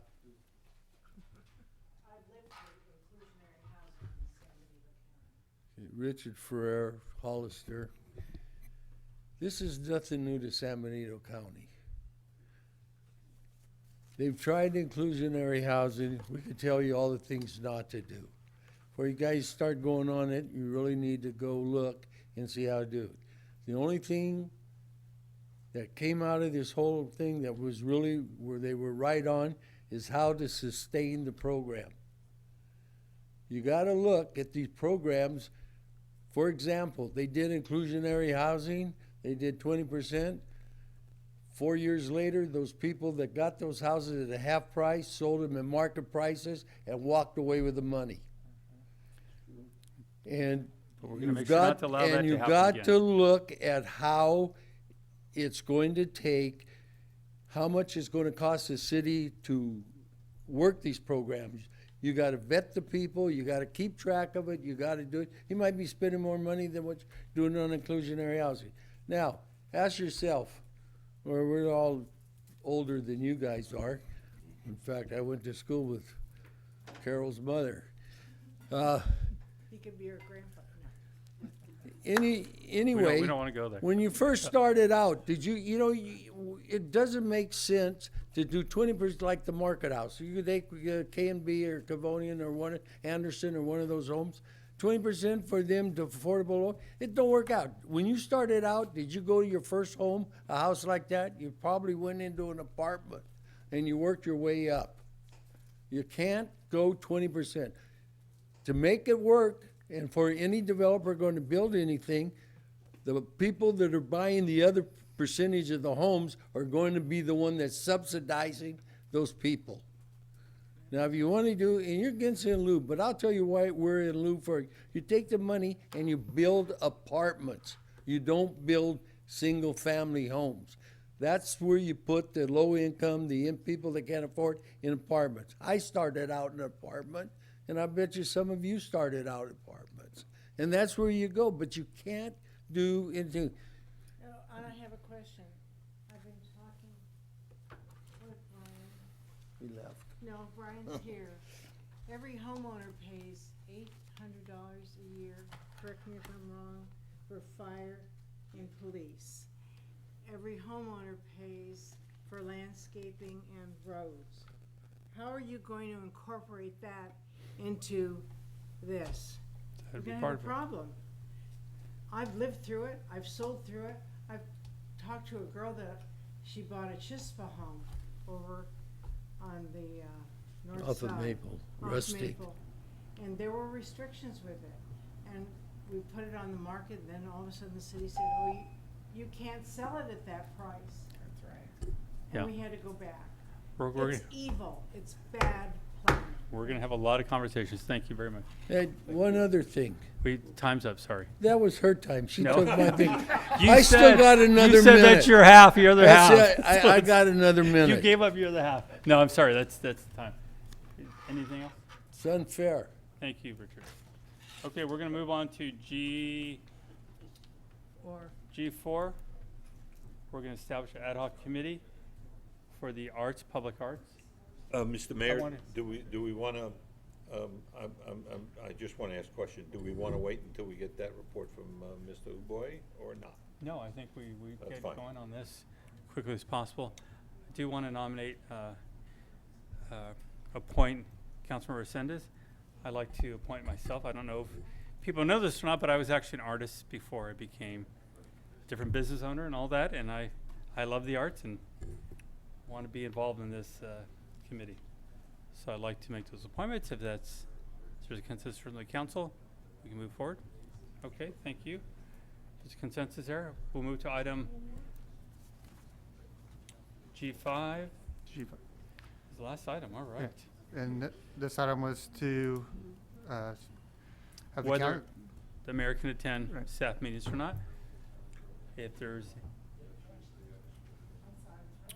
we're on G5. I appointed Councilmember Resendez and myself to the committee. There's a consensus on that. G5 was basically a vote on whether the mayor can attend staff meetings or not. Is there any discussion for, or is there any? do you have a- Yes, thank you. Vice Mayor Richmond. So I beat it to death last time. I will not repeat everything I did last time. Thank you. because- You're welcome.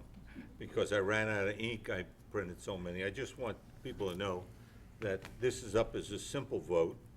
However, it's not a simple issue. That it violates three specific portions of the municipal code, 4 protocols that were signed by the mayor himself, and 1 norm that was signed by the mayor himself.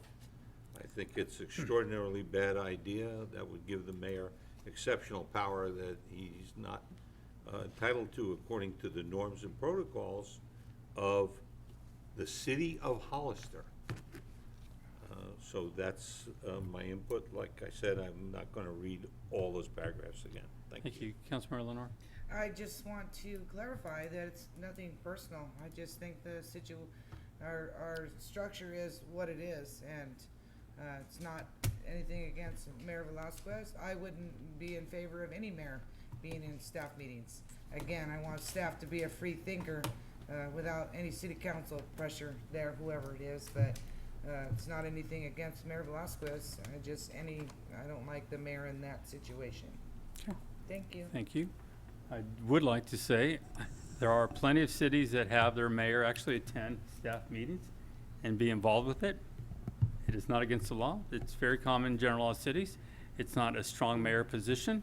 That would be more of a charter city situation. The different conversations about we sign this, we sign that, well, no.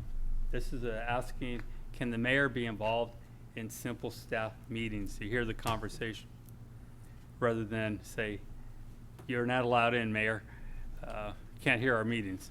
I don't think that's what the public understands. I think the public would like to see their mayor actually be involved in some of the meetings and discussions, and that's why we're asking for a vote tonight. Do we have any speaker cards? I have no speaker Okay. cards, Mr. Mayor. Did you have a So comment? I'd like to. Did you have a comment? Oh, sorry. I'd like to speak again, please. Yes. Since we don't have a limit on that. I won't take Go ahead, the Vice. full 5 minutes. There's a reason there are three municipal code items barring this, and 4 protocols and 1 norm. That's a lot of paper. A lot of paper. Here's the paper. Okay? It didn't get there by accident. It got there with thoughtfulness. And it didn't come from 1 city council. It came from 3 city councils. And there's a reason for that. And the reason is, in our system here, the city manager everybody works for him except the city clerk and the city attorney, and if we have a separate treasurer. Everyone else works for the city manager, and the city manager is entitled to manage his own people. And what we decide is that we don't want, the mayor says he's just going to attend the meeting, and the truth is, if you're there, you make a difference. You want me to prove it? Well, if you recuse yourself, you have to leave. You can't say, I recuse myself, I won't say anything. It doesn't matter. There's a reason you have to leave, and the reason you have to leave is simple. Your mere presence changes things. The second thing is, you may believe that the mayor will not intentionally say anything. Might he unintentionally say anything? Might he scowl if he doesn't like what the city staff is doing? Might he smile if he likes what they're doing? Of course, because he's human. And the funny part is, the mayor wants it for himself, but he didn't even say, well, if I'm gone, the mayor pro tem, that happens to be me, should attend. And I wouldn't give that authority to myself, okay? That's the way I would vote. I would not do it. The best argument against this was made by someone who supports it. A member of this council who said, These are government employees, and politicizing them comes in this, with the territory, quote unquote. That is not true. Politicizing them is against our municipal code. It does not come with the territory. And we made it that way on purpose, not by accident. Thank you for your time. Okay, so, If I may, Mr. Mayor, I wasn't going to speak because I just want to get to the vote. We know where it's going to go. I have to say, number one, I think I was misquoted. I did not say that that they were politicized. I said they work in a political environment, and I happen to empathize with them, and I'm actually looking forward to having a new city manager and seeing if we can improve that culture. That was one of my steps that I had asked for us to consider. One of our goals is to make the city culture a very more positive and a very more upbeat environment, and I've talked to people about that. So that's actually one of my goals. I don't think anybody should work in that type of environment, and I would never try to politicize a staff member. I think I was misquoted on that. That's it. Thank you. Not intentionally, I apologize if I misquoted. again, this is very simple. Is the mayor allowed to attend staff meetings? Again, if you ask the public, they'll tell you, they'll come over here and say, where's his office? I want to talk to him, and why aren't you doing this and that? I'm always amazed at how when things go bad, it's always, we don't know. Ask the mayor. He was in charge. When I want to be involved, it's, oh, no way are you going to be involved in anything other than what we're in. That's not what the public wants. I think the public expects me to be there, making sure things are getting done. So it's a simple vote. So we don't have a motion on this. It's a consensus vote. There's no motion. It's an action item. Okay, it's an action item. So, but does a motion have to be made? Okay. Is there a motion? I will move that we adopt the motion. Where are we, Christine? G5. G5.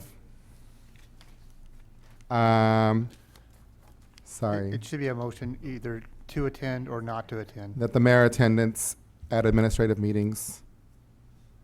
Okay, there's a motion. Is there a second? I will second it. So can we have a roll call vote?